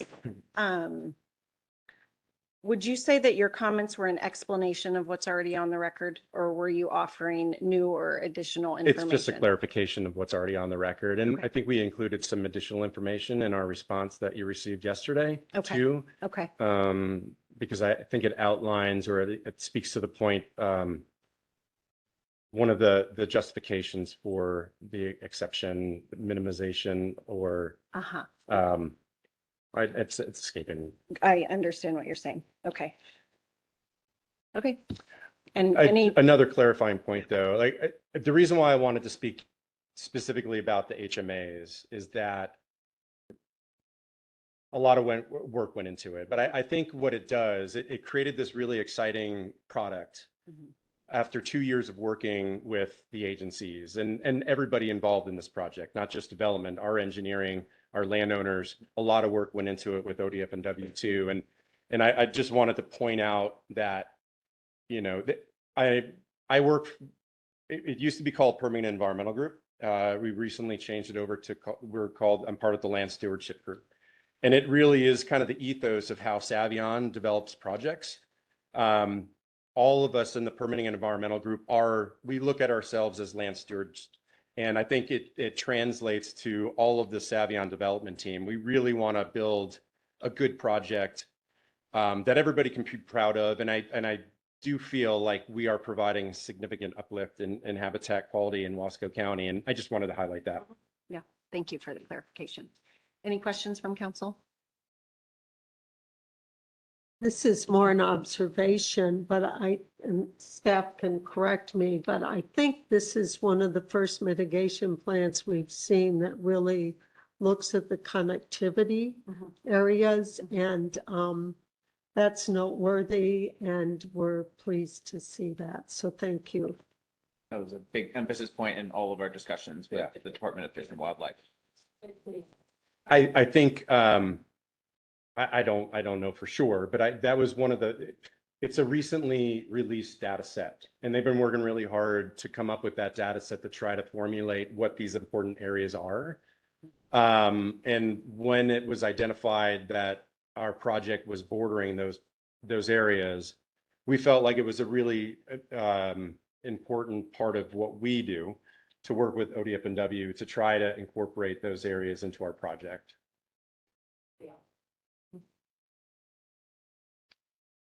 Oh, Councilmember Devlin? This may seem a little bit of a left field, but we've Oh, had no. some projects where we've had some issues with compliance. And I was wondering about this project in the future in terms of, if I look at the project area, I can see slight evidence near the project, not very much, of anything that is irrigated. You can go a considerable distance and then there is a lot that is irrigated. During construction, you're going to probably have a significant need for water. Do you have will you have any water rights on this site, or are you going to have to transport water into the site? Yeah, I can speak to this. I think that we have identified a number of options for water. There are not water and I'm not, if my terminology on water rights and stuff isn't perfect, so excuse me, but there aren't irrigation water rights on the land. However, the landowners do have, the project landowners and surrounding landowners have water available to sell. So we have been talking with surrounding landowners of being ideally purchasing within the vicinity of the project. We are aware of the issues with the current issues with the either the water table or what is going on in Maupin, and that may or may not be a reliable source at the time of construction. I think a last resort would be to bring the water in from outside via trucks. I think that our goal is to try to, and we have identified a series of sources to try to purchase water within the vicinity of the project.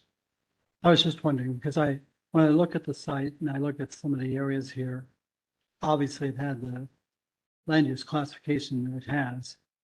But it didn't look like it had been in any type of agriculture production of any significant level in recent years, at least. Generally, yes, that is correct. Okay. Thank you, Madam Chair. Thank you. Yes, yeah. Yeah. Okay. Anyone else? Okay. Thank you very much. Thank you. Thank you. Okay, next slide, please, Nancy. So before we open it up for members of the public, just again want to remind you, this is not the last chance. You have until November 3rd. You can submit comments through our comment portal. You can email Kate. You can hand comments to her tonight, and then you can provide testimony. Okay, so we need to determine if we're going to establish time limits. Nancy, how many comment cards do we have?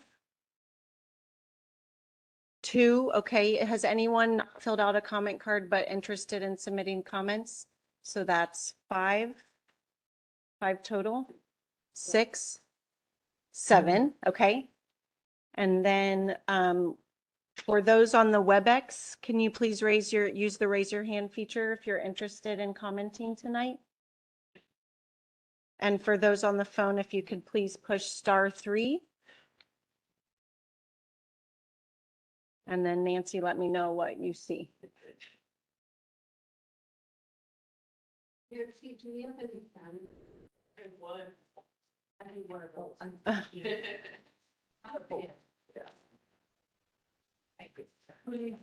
One, so that's 9. Secretary Cornett, I was thinking if we had 10, we would have a time limit, but we only have 9 people that are planning to comment. Do you want a 5-minute time limit? Okay. Okay, so because we have about 9 or 10 people that are interested, we're going to set a 5-minute time limit. So I believe we can set a timer online so that you can see how much time you have. Sarah. So I think we can go through them, and then if people are limited in time, I think it's important to give everybody an opportunity. We can go around and do a second round too. Okay, No, 5 minutes. 5 minutes. Okay, 5 minutes, we get through everybody, and then, if somebody didn't have a chance to finish, we can go back to them. okay. So I don't have the comment card, or do you have those, Kate? Nancy has the first 2, and I can get it out like 8.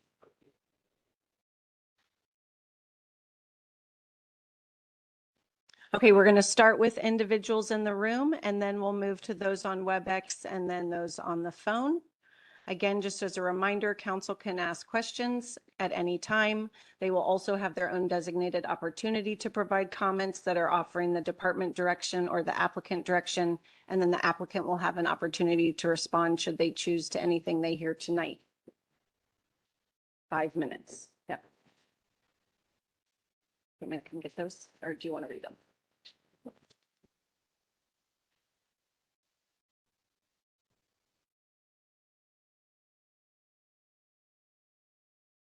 Okay, first up, it looks like Keelia, excuse me. And My name is Keelia Carver. I live at 91443 Hinton Road, which is actually facing Bakeoven Road. So I'm not quite a neighbor of the project, but kind of on the backside. So I guess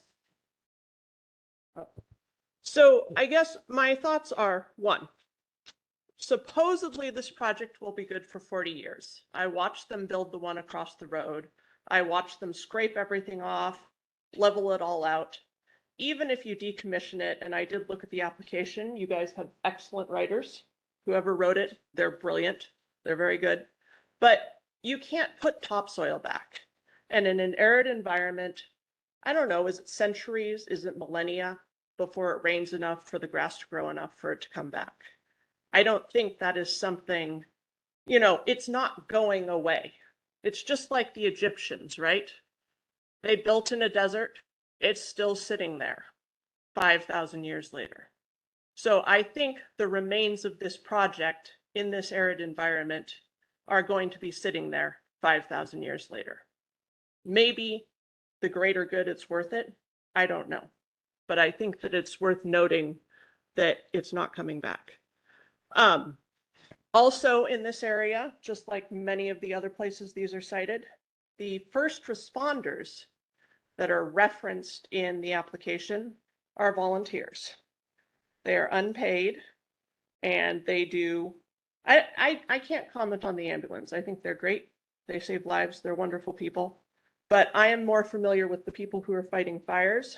My husband, our employees, my brother-in-law. They have limited time for training.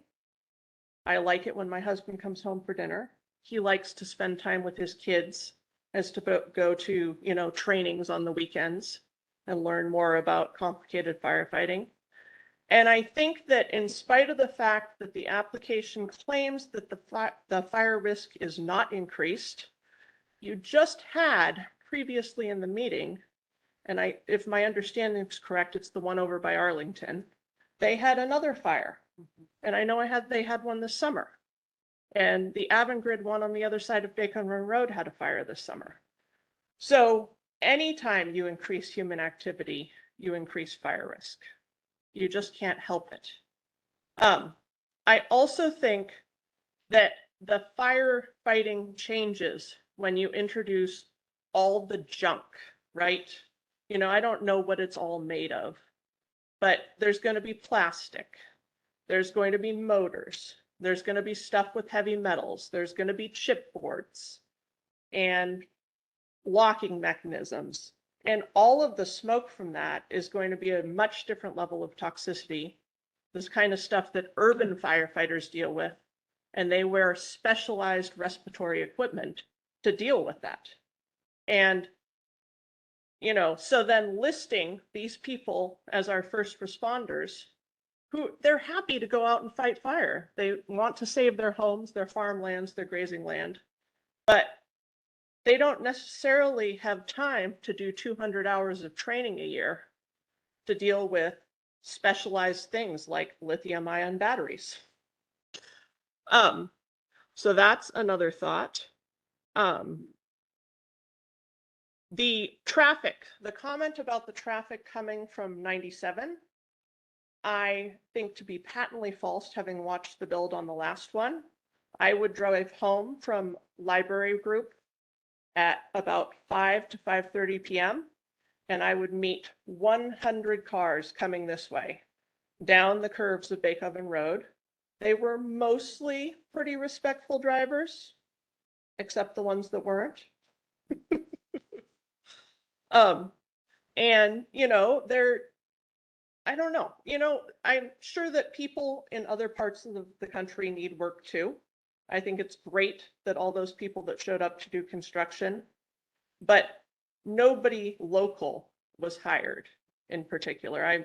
I hesitate to say nobody, but it must have been vanishingly few, because I certainly didn't know of anybody that was working on the project. It's also true that it just is going to be a blight on the landscape. You go up on top of my place, I walk up the hill, and you turn around and look back, and it just looks like, you know, Lord of the Rings, the black, whatever, fog, the mist, the land has been infected with it. You know, it looks like it's really dramatic when the sun hits Mount Hood first thing in the morning and it hits the solar panels. And now I'm done. And I'll write the rest of it. Thank you so much. Are you planning on submitting comments in writing? Maybe, or maybe my husband will do the other half of the list. Okay, all right. Thank you so much. Okay, next up is Dago Aranda.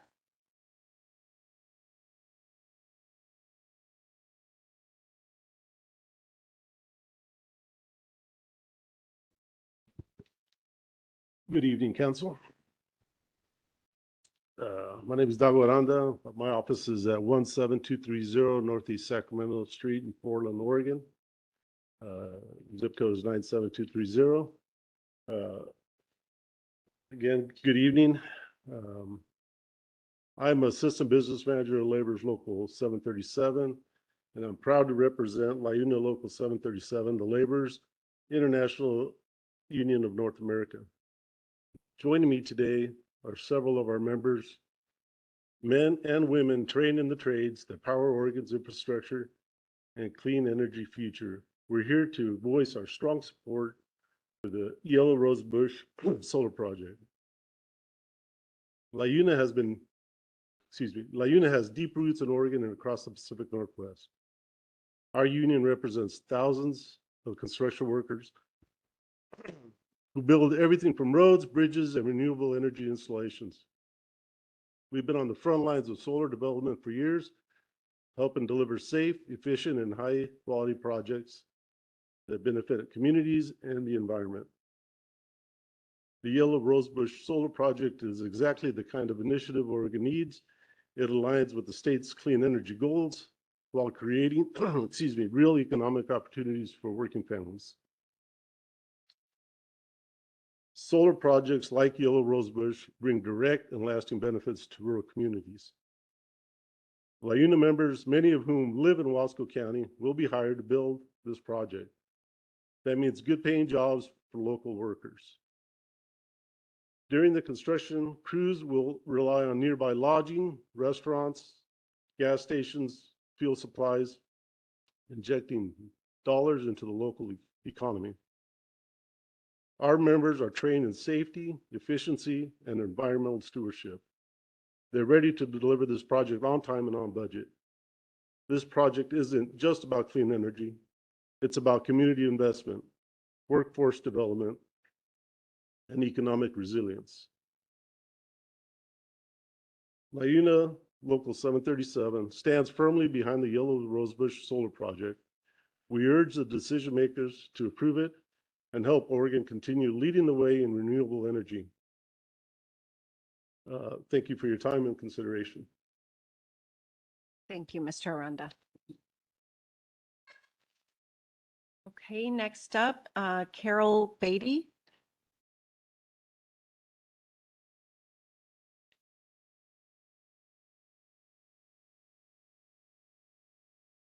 I'm Carol Beatty. I happen to be the mayor of this wonderful community, Welcome, Mayor. and I live at 403 Elrod, Maupin, Oregon. What else did you want me to say? I forgot. You're good. Is that good Name and enough? address is good. Mhm. I only have one question.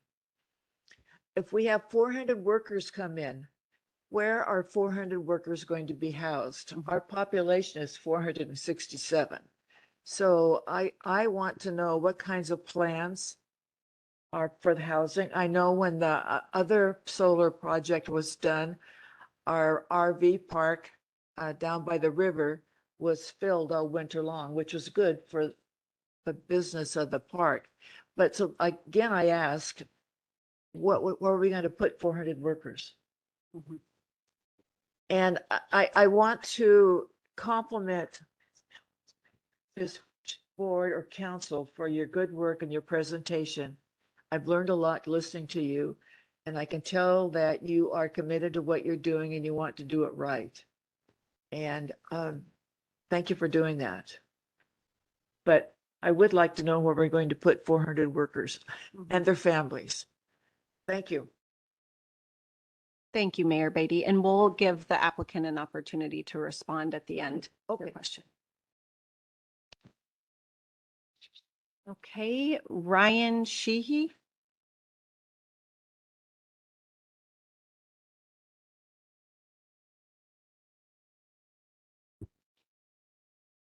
Hello, my name is Ryan Shee. I live in 107 Northeast 4th Street, Enterprise, Oregon. I wanted to thank the council for giving me the opportunity to speak.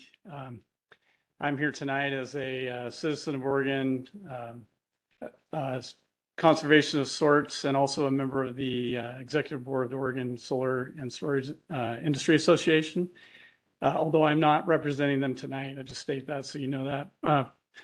I'm just here because I wanted to give my thoughts on this project. I think it might have a perspective that's a little bit different than some of the folks in the room. I've got a foot in many worlds.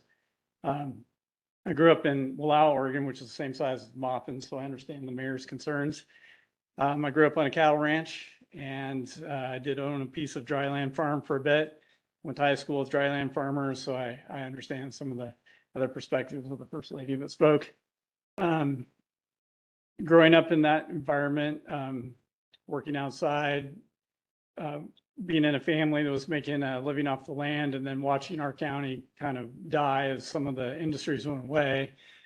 I ended up leaving as well. And after a 20-year hitch in the Marine Corps, came back to that area and struggled to find a job. And that's a long way of, and you probably don't want to hear all these details of my life, but I think it relates because at some point I ended up kind of falling backwards into development work and doing a few of my own solar projects. And so I feel like I have a pretty strong understanding of all the different aspects of this. And I just want to say I'm in support of this project. I've looked at the Orisa map. This is one of the least impactful areas in Oregon. You could build a project to this scale. On the other side of the fence, we have a massive energy crisis coming. I've watched my power bill go up by 51% in the last 4 years, and I think projects like this can help offset that.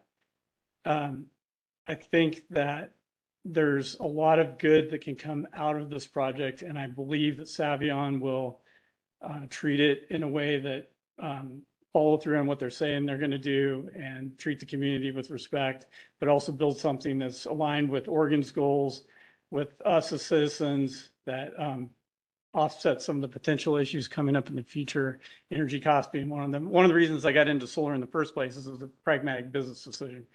If you own a business and you watch your power costs go up, solar is a great way to offset that. So I promote that where I can. We also work a lot on workforce development.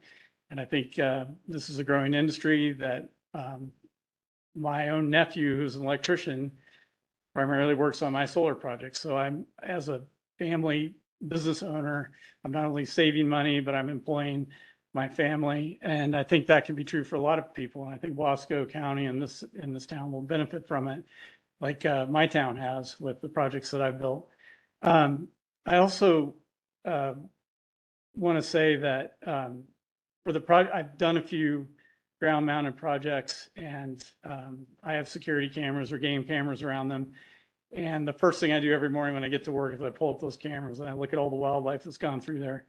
So I know they talked a lot about wildlife mitigation that's adjacent to or connected to But what I've seen, and this is why I said from a conservation perspective, every morning what I see is rodents, cats, birds, coyotes, all kinds of game animals going through there.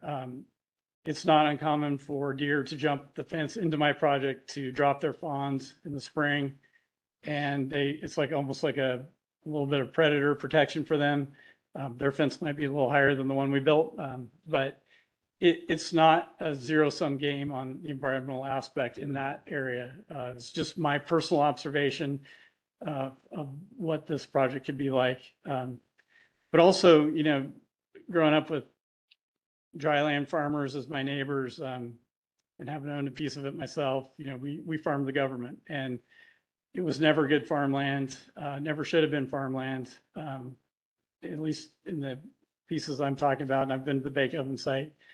That topsoil just blows away every time you till it. And I think that instead of asking the American taxpayer to provide some means of support for local families here, this is a better farm. We're farming the sun. It's more productive and more beneficial in a lot of different ways. And then I think the environment's part of that. So I still got 8 seconds left, so I'll wrap it up. But that's my opinion, and I think I've kind of seen it from all angles, and I hope everyone else can see that as well. But thank you for your time. Appreciate it. Thank you, Mr. Sheehy. Next up, Mr. Davis.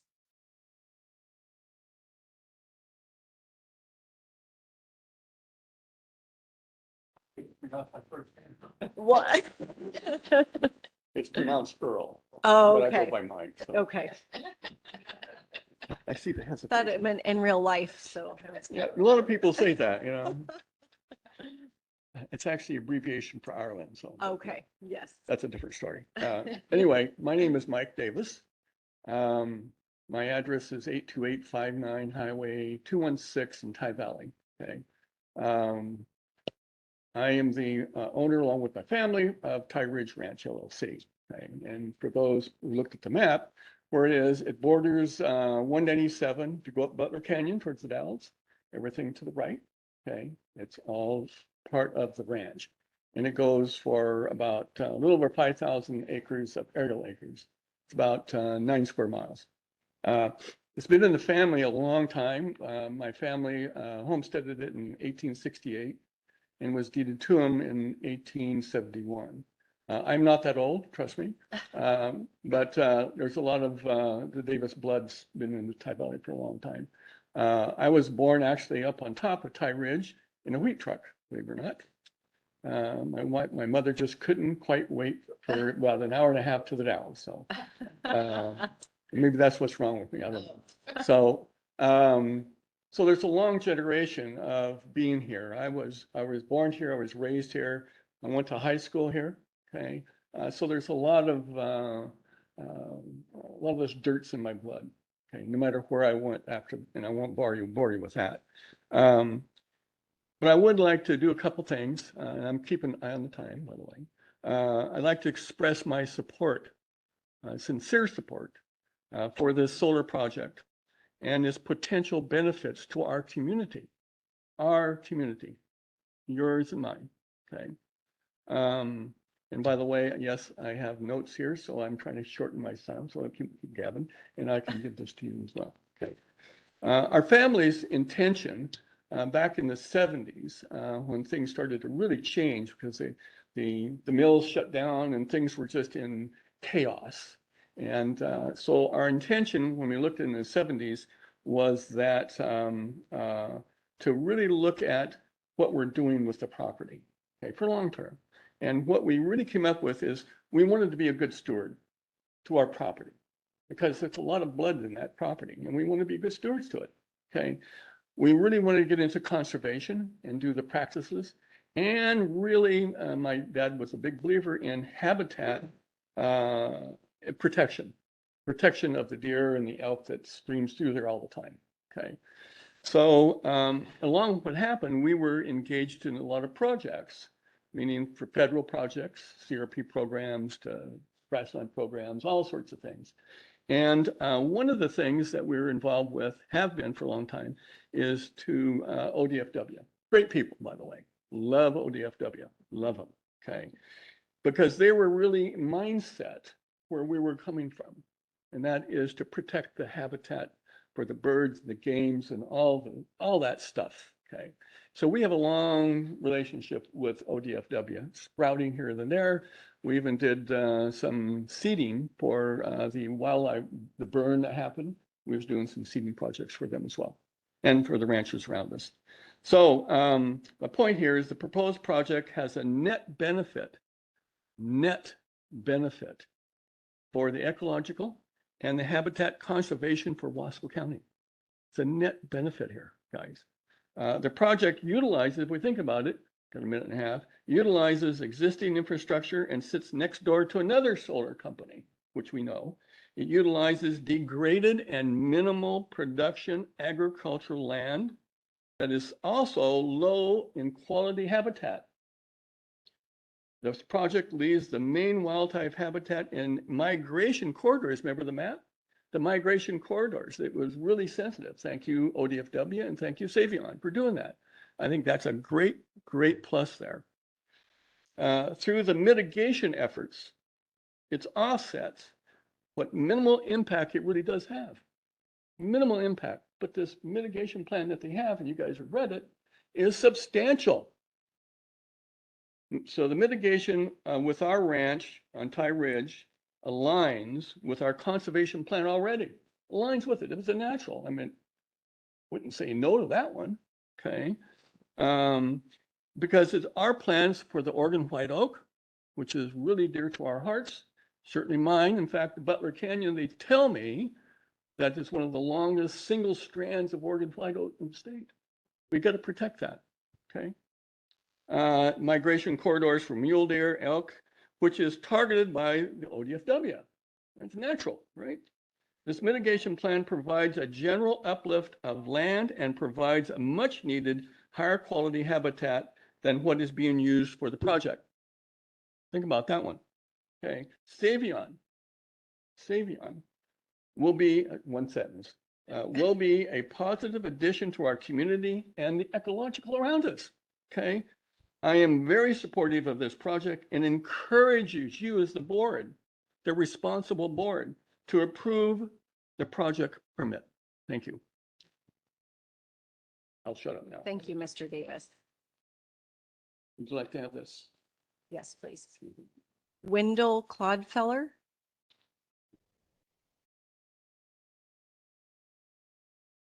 I guess I'm gonna represent the German County side. Excuse me for ambling alone here. I'm 85 years old and not real happy with having to speak tonight. Oh, thank you for being Wendell here. Clodfelder, 58650 Buckley Road, Grass Valley, Oregon.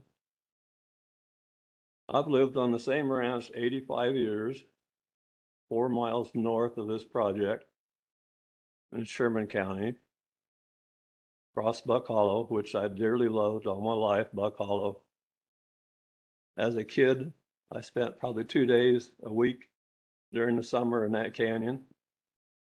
I hope they protect it with their boundaries and their setbacks. One thing about mitigation, I'd like to ask Mr. Davis, what's he getting paid for this? He didn't say that. It's substantial, so it's going to look good for him. I think it ought to be closer to the project.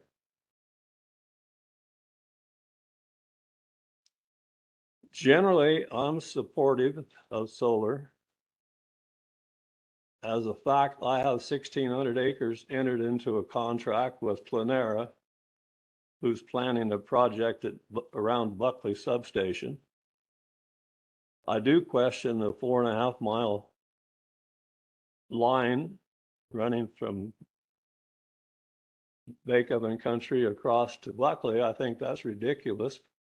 None of us in this room, I don't think anybody in this room likes these towers. They're ugly. They're an eyesore. We've had enough. My neck of the woods has the McNary line crossing this angle, the grizzly line going this way, there's power poles everywhere you look. Another 4.5 miles of line isn't gonna make anybody happy.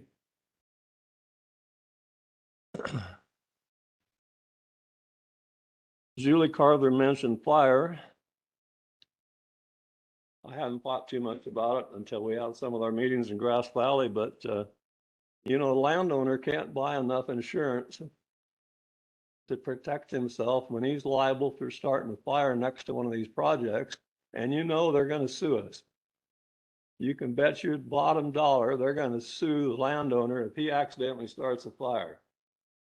So we need to get something like that worked into here, that we have some protection for the neighbors, the landowners, the volunteer fire department. We gotta stress that more than we have in the past. As far as the cheaper power, I disagree with that wholeheartedly. I think it's going to cost us more. When the young man talked about what he'd paid and seen in power rates, I've seen my rates go from $5 to $200. I mean, at 85 years old, you're going to see that, aren't you? But still, that's a good point. It's out of line now if we can't afford any more. So trying to say it's cheaper, I don't agree. Anyway, I've rambled long enough. I get little uptight talking to panels that don't really live here. I can't really connect with you. I'm sorry if you are having a problem with it, but anyway, I speak from my heart. Thank you. Thank you so much. Thank you for being here. Mr. Don Phillips.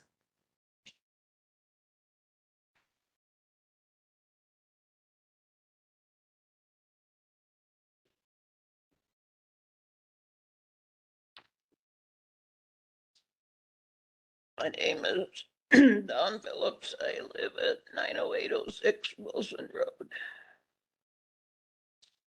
I'm a landowner that's integral in this project.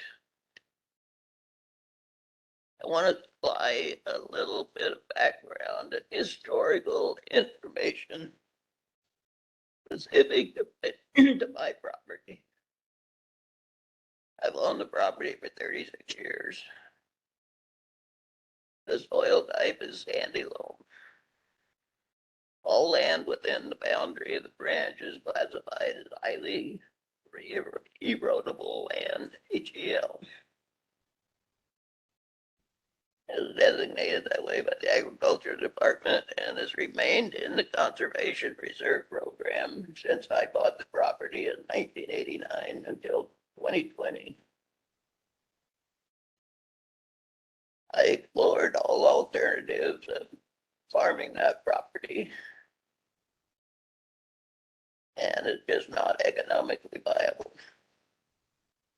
Wheat farming on that property has a proven yield of 34 bushels per acre compared to Wasco County. I think their average is 55 or 60 bushels. In 1990, the selling price of wheat was $3.24 a bushel. Cost of production, $4.50 a bushel. Today, price of wheat, $5.04 a bushel. A bit up on the Chicago Board of Exchange, commodity listed in the futures. In 2012, Oregon State University did a study and came up with the cost of production of wheat to be $6.63 a bushel. That was before we've had the inflation of the last few years, which has run as high as 9%. Only 6 times in the 36 years that I've owned that property has the market price of wheat exceeded the cost of production. And 5 of those 6 years, it was only marginal. That's the economics of farming wheat on that property. It is marginal land. The property, I run cattle on the property as a means of income production. We've done all the extensive grazing, intensive grazing practices, etc.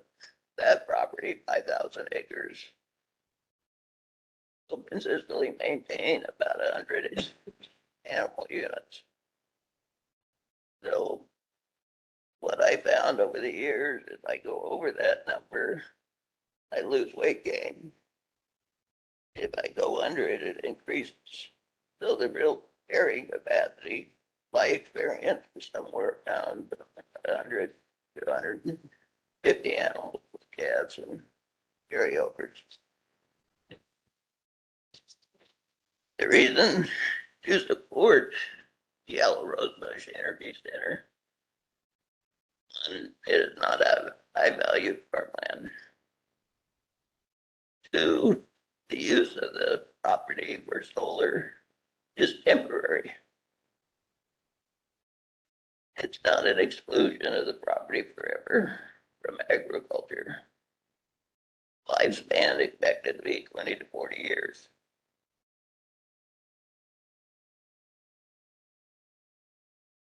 At the termination of the project, the solar, they're putting up a letter of credit, the solar infrastructure will be removed. The soil will be decompacted. The soil will be replanted. And it'll be returned to EFU. So this is a temporary use of the property that provides a lot of economic benefits. I'll spell some of them out. The economic benefits to the community, local, county, and state. 800 megawatts of renewable power supplied to the grid will provide, not going to make it, Finish your sentence, but. will provide power for 182,000 homes. 2 to 4 years of well-paying construction job per phase.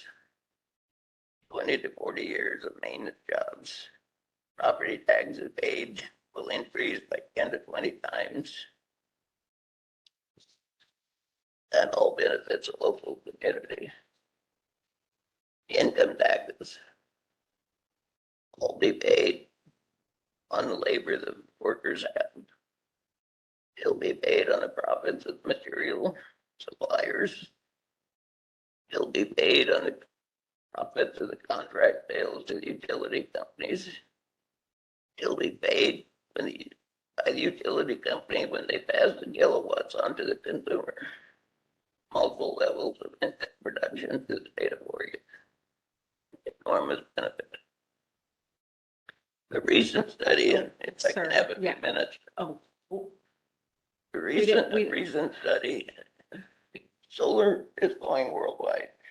They're doing lots of studies on it now. The recent study reported solar panels create a microclimate. By using the panels to create shade, lowers soil and air temperature, reduces evaporation, and retains soil moisture. So this microclimate over the duration of this project will greatly enhance the soil. I'm expecting when that land is returned, but after the completion of the solar project, that it will actually be improved and provide better agricultural sustainability than what we've had today. Thank you so much, Mr. Phillips. Can we get a copy of your comments? You have a copy? Okay. I supplied it there. Yes. Okay. Well, thank you so much. I get in closing. 30 seconds. Okay. My opinion is a project like this should be an outright permitted use. Shouldn't have to go through all the steps of conditional use and yada, yada, yada. It provides significant benefits. Not only does it not take away any meaningful agricultural production, it offers a replacement for CRP contract. This use meets all the goals of what CRP was set up for. I offer this testimony in support of the Yellow Rosebush. Thank you. Thank you so Thank you. much. Okay, is there anyone else in the room? We don't have any more comment cards. You do. Okay.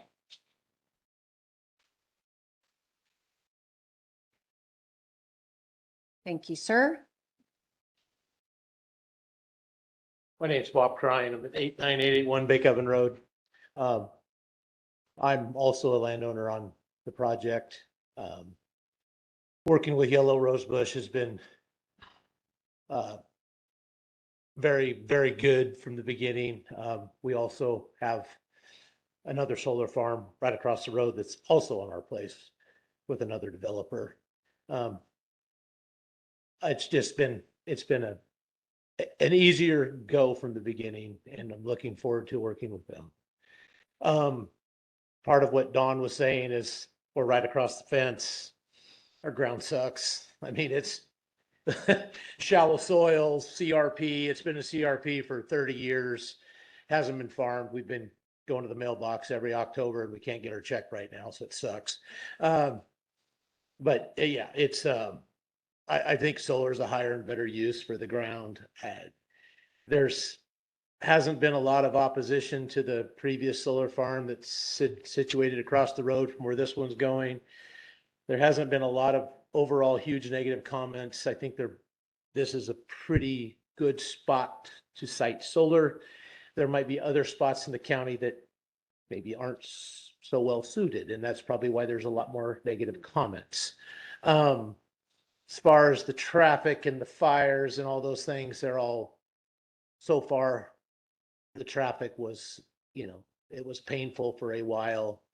I think the sheriff's department handled it as good as they could. And I think that's something that's in the small towns, anytime you see headlights, you're annoyed with the person behind you. It's just the way it is. So any traffic increase is annoying, and I'll be the first to admit we're gonna, as it grows, it'll be a little painful during the construction process, but that'll go away pretty shortly. And, as far as the mayor is concerned about where's everybody going to stay, I don't know where everybody stayed last time, but the restaurants were full. The stores opened up earlier. I'm not saying everybody was open arms that people were here, but it got us through a couple more years. And, the difference between Maupin and Grass Valley or Maupin and some of these other dying towns, I'm not sure. We have a beautiful river that goes through the middle of it, but I don't know that there's a lot of businesses in town that are like, wow, we're really doing good. So I think anything in this small area helps for economic development. And I believe just with some of the things they've done already with the donation to the school and different things, I think that'll be a benefit to the community down the road. Like I said, I think trying to go back and farm our ground there's nobody doing it. It's not going to make any money. I mean, we would have to go to $12, and then I still don't know if anybody would do it, but it's pretty marginal ground. But I will not take up all my 5 minutes, and we've been here a long time, and it's a painful process. But thank you guys very much for your time. Oh, you're having fun? All right. But I appreciate you, but we're very much in support of the Yellow Rosebush project. Thank you, Mr. Crine. I appreciate it. Okay. Last call in the room. Anyone else interested in providing public comment? Okay. Yes, sir. Sorry, I didn't prepare any paperwork, but my name is Mike Foraker. I live here in Maupin. And I'm sorry, I didn't get your name. my name is Mike Foraker, Maupin resident. Can I get your address for the record? I'm sorry. Oh, my address is 599 4th Street in Maupin. Okay, thank you. In my family has been I own some property up on Juniper Flat and engaged in some negotiations with one of the solar projects, proposed solar projects up there. And then as part of those negotiations, I had suggested at one point, because I'm a supporter of solar, but I also am mindful of the impacts that it can have on adjacent property owners and the area in general. I mean, nobody frankly drives out here to see a solar farm. You know, they're classic old farm, yes, but in any case, well, it's one of the things we have to sell. That's you know, one of the ways that we make our living here. So the aesthetics of these projects matter. And we had a gentleman in here at the city council meeting, and actually we had a county council meeting here last night as well. And he spoke about how his property up on Juniper Flat is going to be surrounded on 3 sides by solar panels, and his property value is going to, you know, he fully expects it to diminish significantly. And I absolutely agree that's going to happen.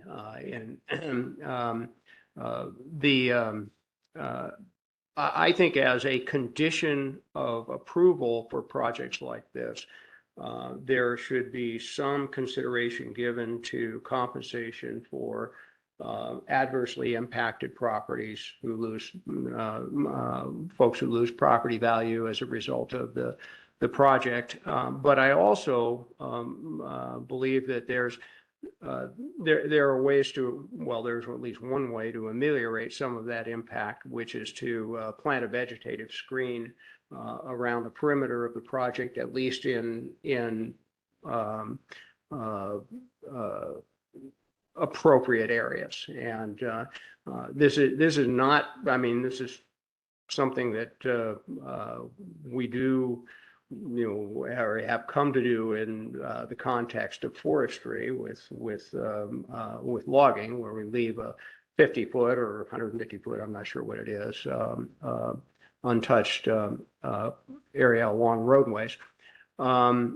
There are, in this area in particular, there are a variety of juniper trees that, you know, are perfectly happy living here once they get established, and will grow up to, one in particular grows up to about 15 feet tall and then stops. So it's not, you know, you can do this, so it's not an issue in terms of shading the solar panels or anything like that. And but it will, if they're planted, if their spacing is proper, it will provide basically be a hedge. And at you know, if you're driving by, it's going to block your view, and that's I think that's worth the investment. I was in the context of our negotiations on my wife's family's property.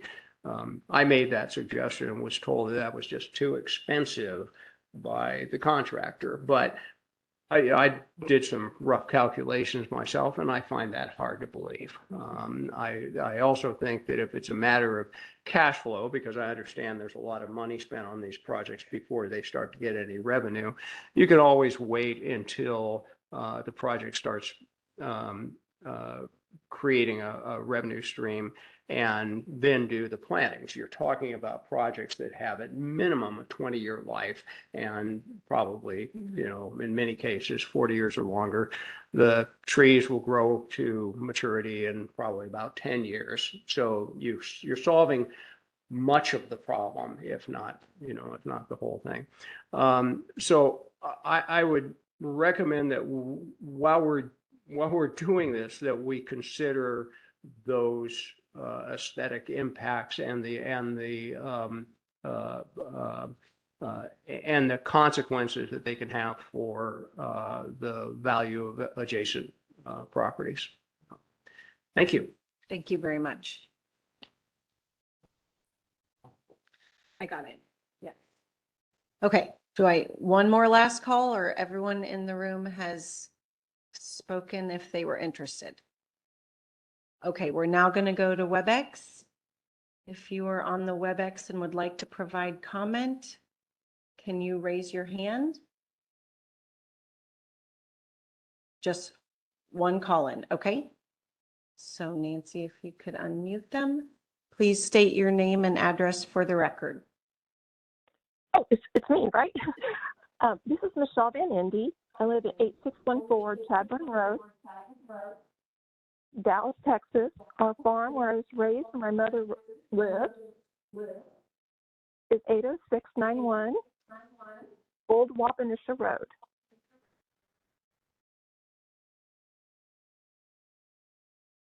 Hello? Yeah, yes, you can continue. Okay. We can hear you. Okay, it's echoey, so it's hard for me to hear it. I have some general questions.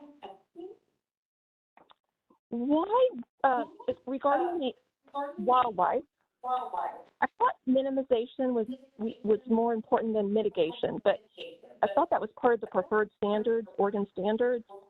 But it appears that only part of the land is being minimized and the rest is being mitigated over to High Ridge Ranch. And I was questioning how long, this information I did not see in the packet or in the proposed draft order. How long is the lease? Is this guaranteed for a number of years? I'm hoping it's guaranteed for the life of the project, I would assume. Who pays? Is it the taxpayers or the developer who's paying? And then how are the animals getting over there? I guess you're assuming they're going through these animal corridors. Another question I had was on the financial information. The whole letter of credit worries me. I look at the today's rate of the cost side that was lined out earlier in tonight's proposal, and I've never heard of a project not being amortized out as far as future value of the cost. So I'm kind of curious why that's not done, because we know a project that's handled today in today's dollars has a future value of a completely different dollar amount, 20 years out, 30 years out, correct? So I'm not sure that today's dollars will handle any mitigation or reclamation of the land in 20, 30 years. I also had some questions, because I worked in airline projects on the financial side. So I've never ever seen that where we didn't look at, when you're building a construction project, you always look at the cost benefit analysis, net present value, of course, future value, cost of dollars, all of that. I just was curious why that information is not included in the draft proposed order, unless it's just not part of the Oregon standards. And that might be, I just don't know enough about this to understand that.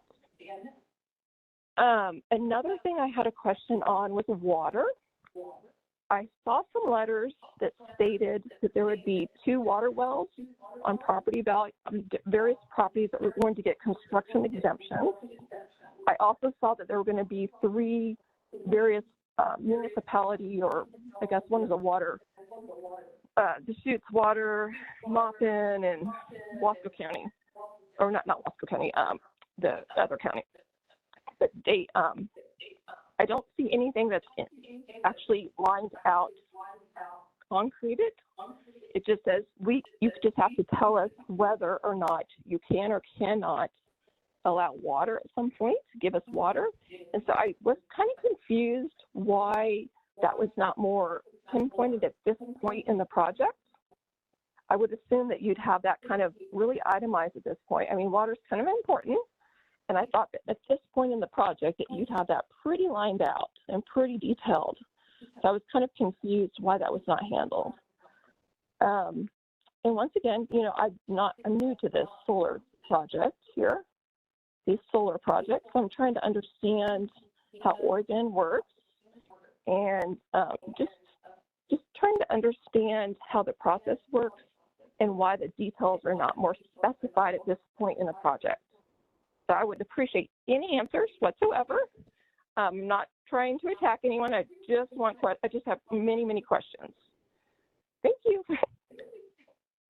Thank you, Michelle. So, the format of this hearing is really that we're accepting comments and issues it seems like most of your comments are questions. And so if the applicant is able to respond, we will give them that opportunity. But I would also encourage you to reach out to Kate.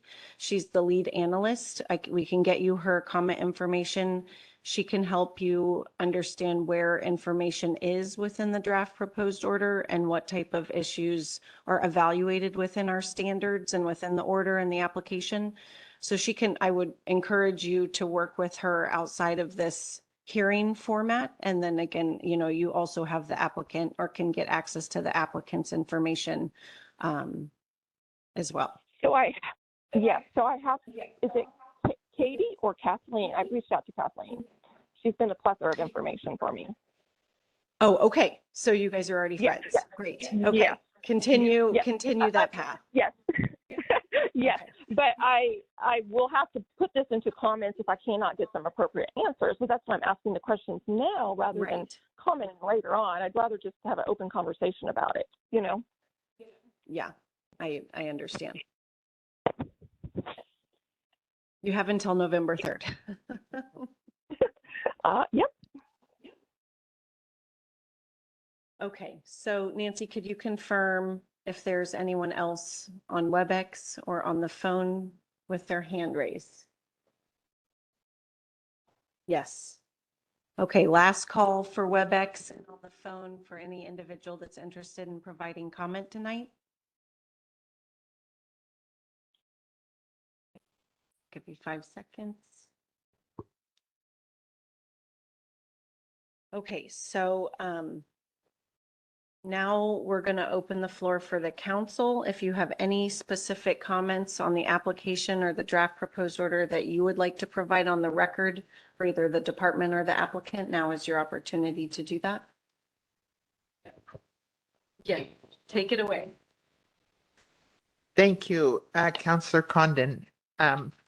I just wanted to make mention of the fact that I appreciate both the applicant and Savion in providing the attestation for the resources necessary to build the project on the front end.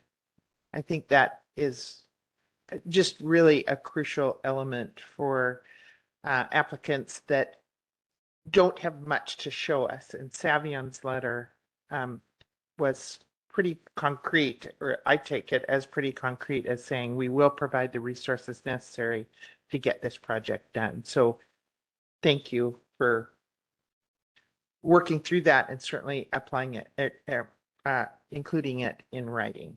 Much appreciated. And then I just have a question. I realize there's flexibility in terms of the timing of the project, starting construction and then completing construction. But I think it's important for people in the room, including me, do you have a plan for when construction will begin on the project?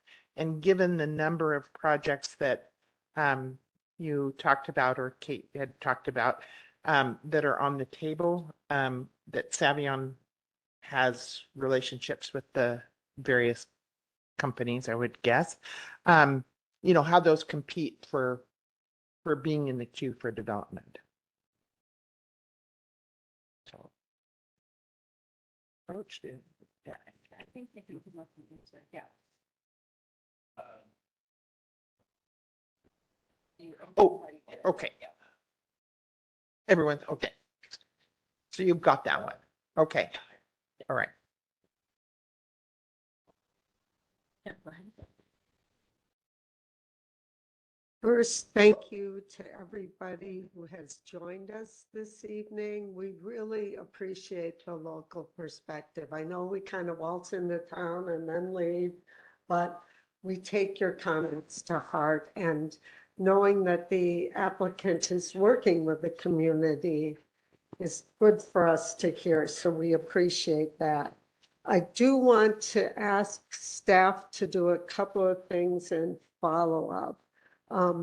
We heard about traffic, and I know there's a traffic agreement with Wasco County, but I did a little drive out Bake Oven, up to the top and then back down.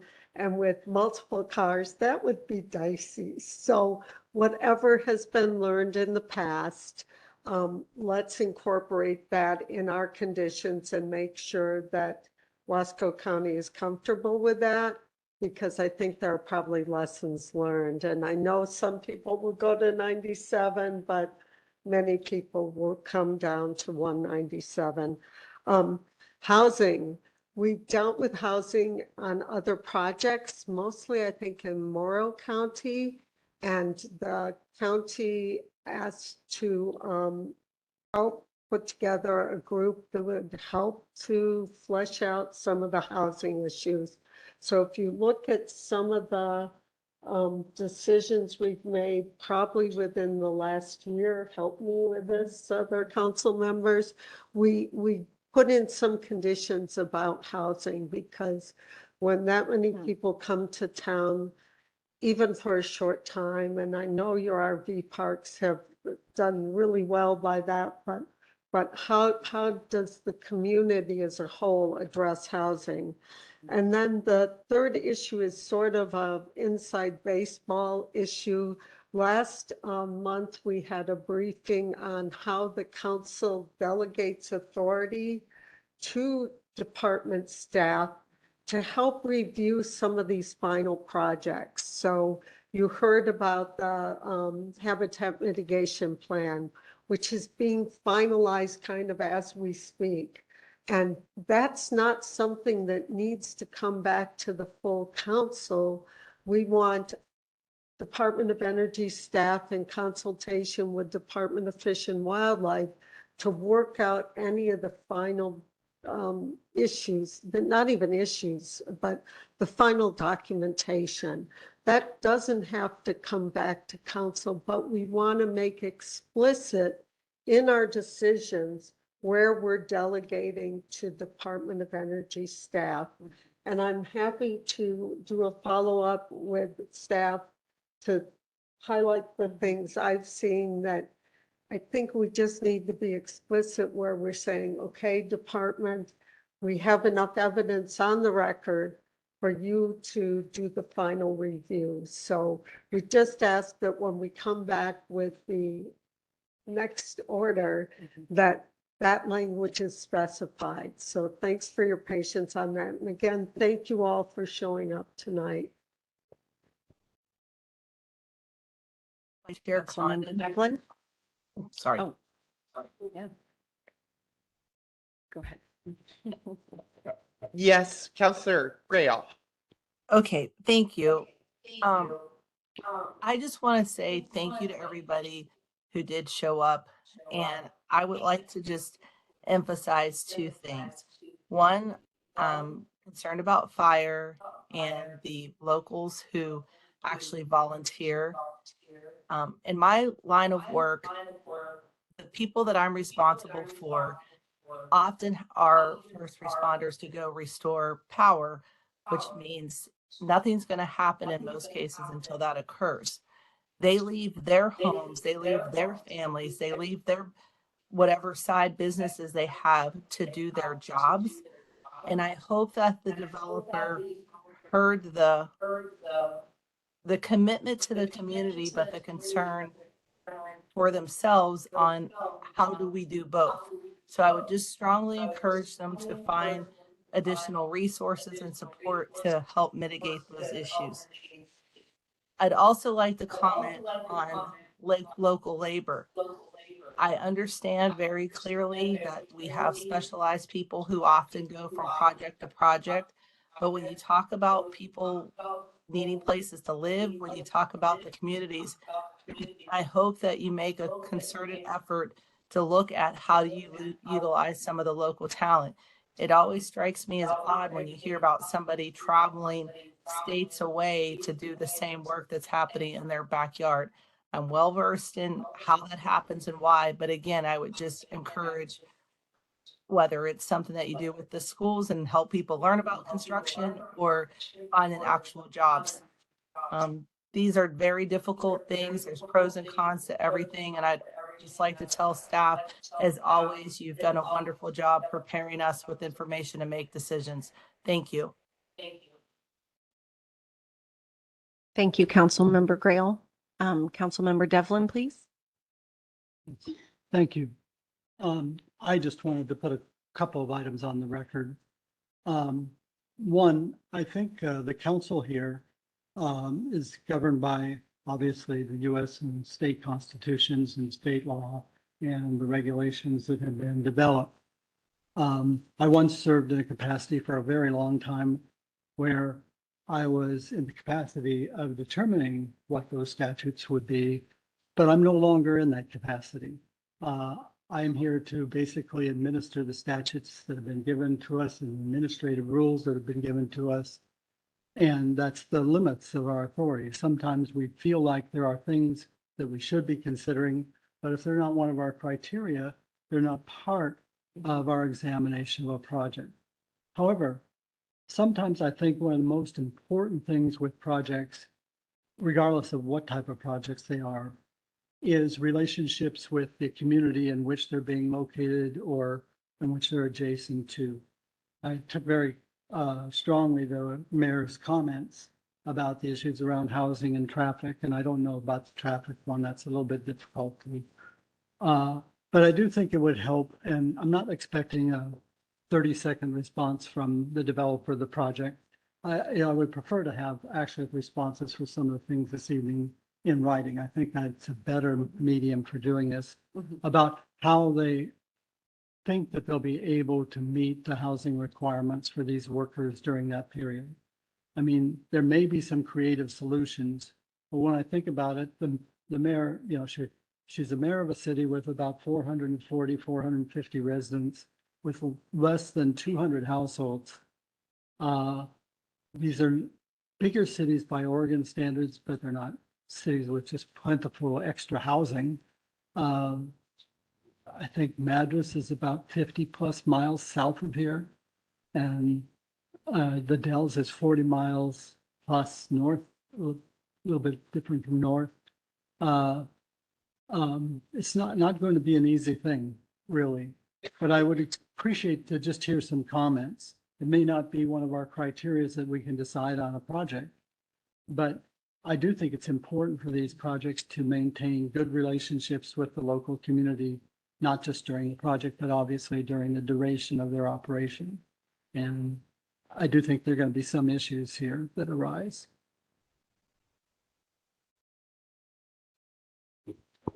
Okay, thank you. Any other council members have comments? Okay, would the applicant like to respond to any of the comments received from members of the public or council? Okay, thank you, Mr. Watson.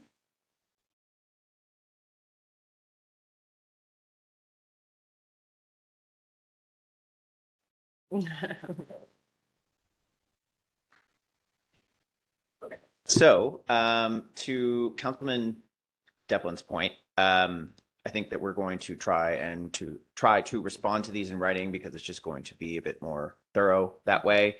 The other thing I will say is that to speak to Councilwoman Condon's point is that, let me talk about, or I'll say this.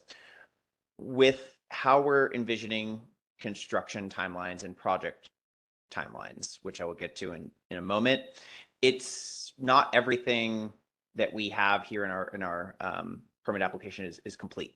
A lot of these things will need to be completed before construction.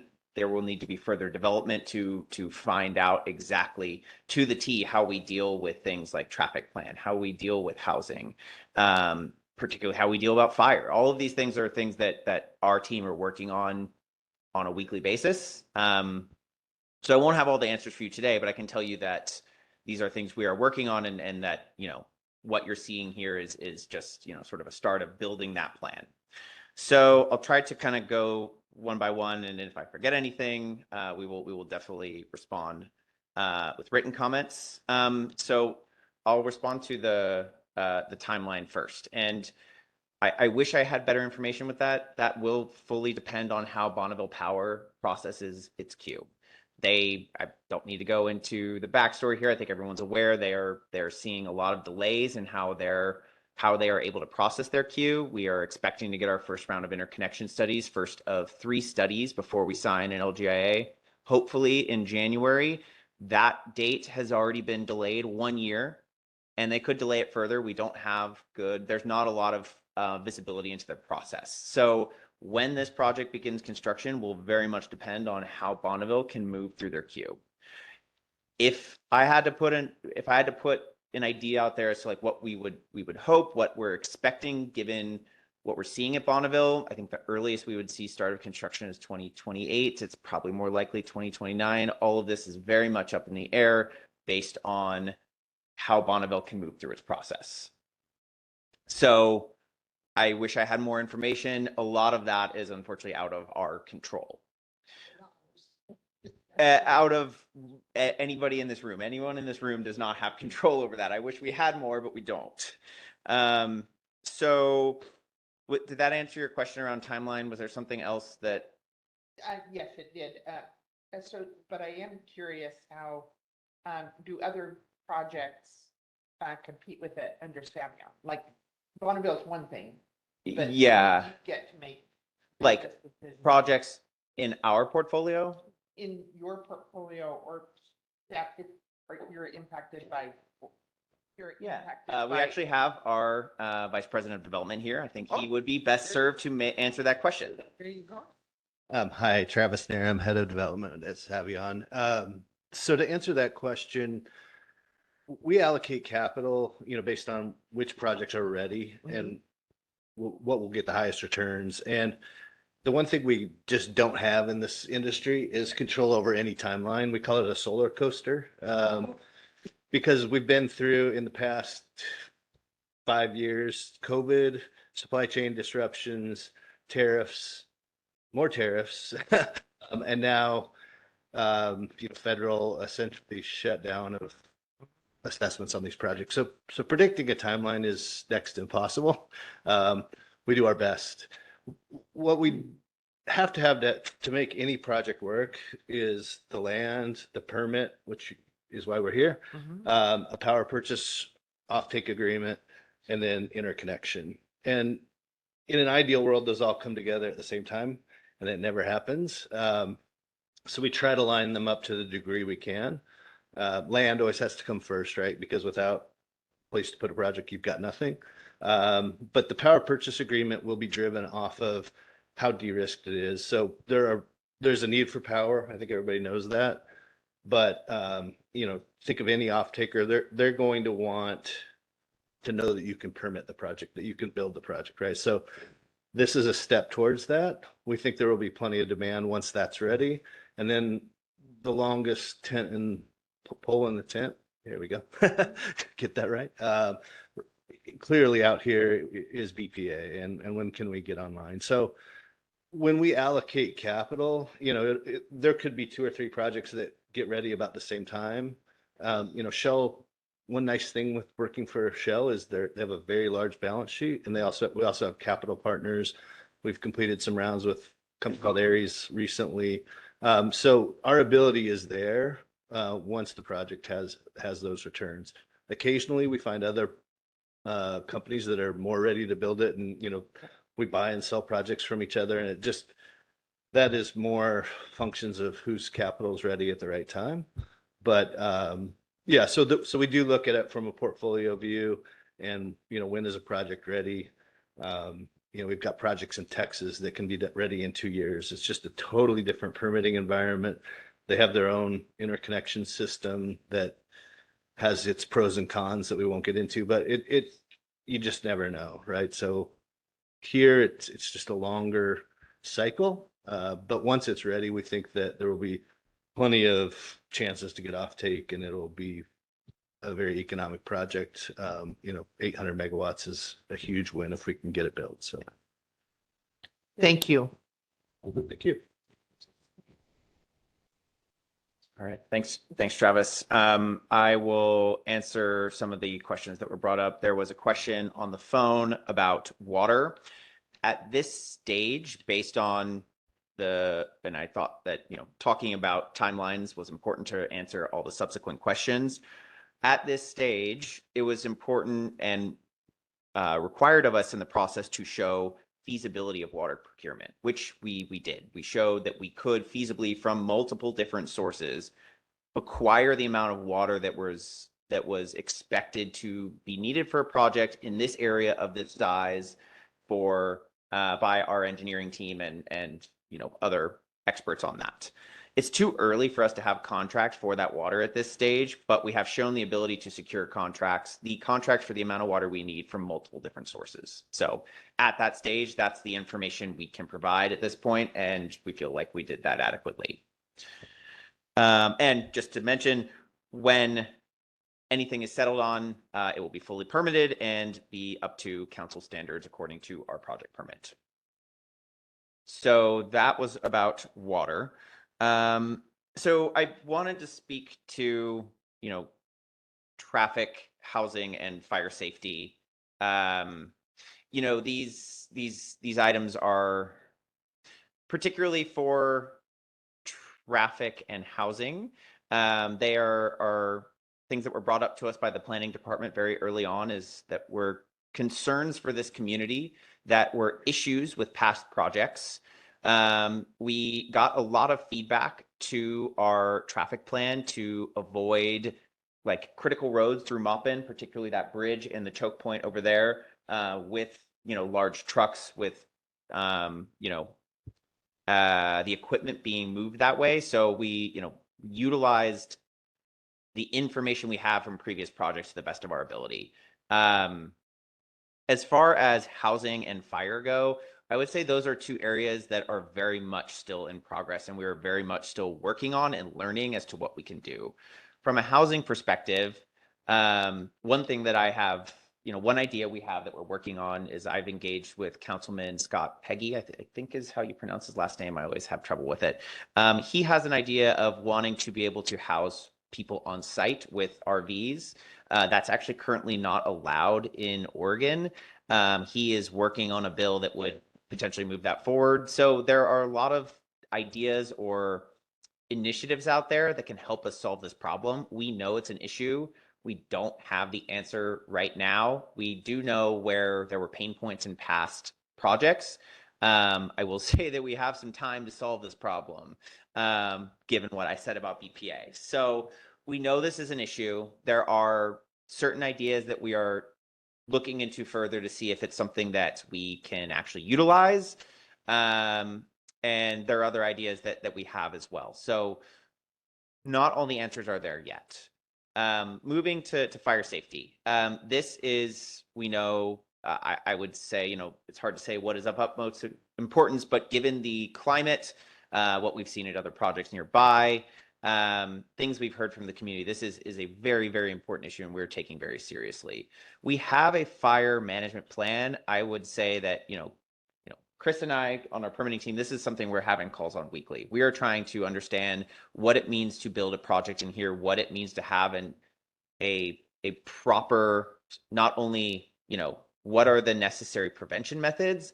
How do we best respond? How do we best prepare the authorities that are involved in working with this? We don't have all the answers yet. This is something that we're really working on, and something that we realize is really, really important in this area, in this climate. So I guess particularly to those last two items, I would just say we understand, we hear how important these items are, and we are going to continue working to create the best in practice sort of plans or responses to each one of these issues.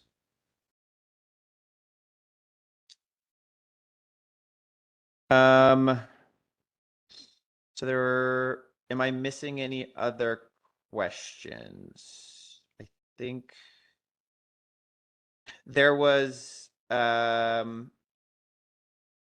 think that covers most of the questions. And like I said, we will, it's always good for us to follow up in written comment, because then we can, discuss this as a team and be very detailed in our response. But I think I will leave it there in terms of which questions I respond to, unless anyone points out something I forgot.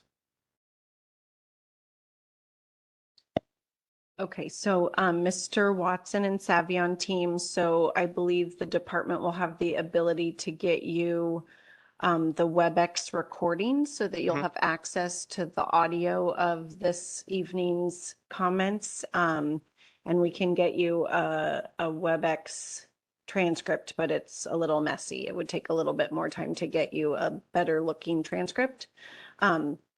So that gives you, given those limitations, about 11 days to November 3rd to respond. Do you think that that's adequate, or would you like to request that council extend that time frame? We okay with the timeline? We think that's an adequate timeline.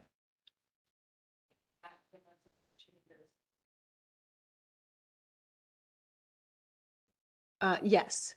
Well, yeah, you have until November 3rd to respond. If comments come in on November 3rd, then you'd be limited. If you request to extend it, it would only apply to you, and it would give you the ability to respond to comments that come in between now and the 3rd that you're not aware of.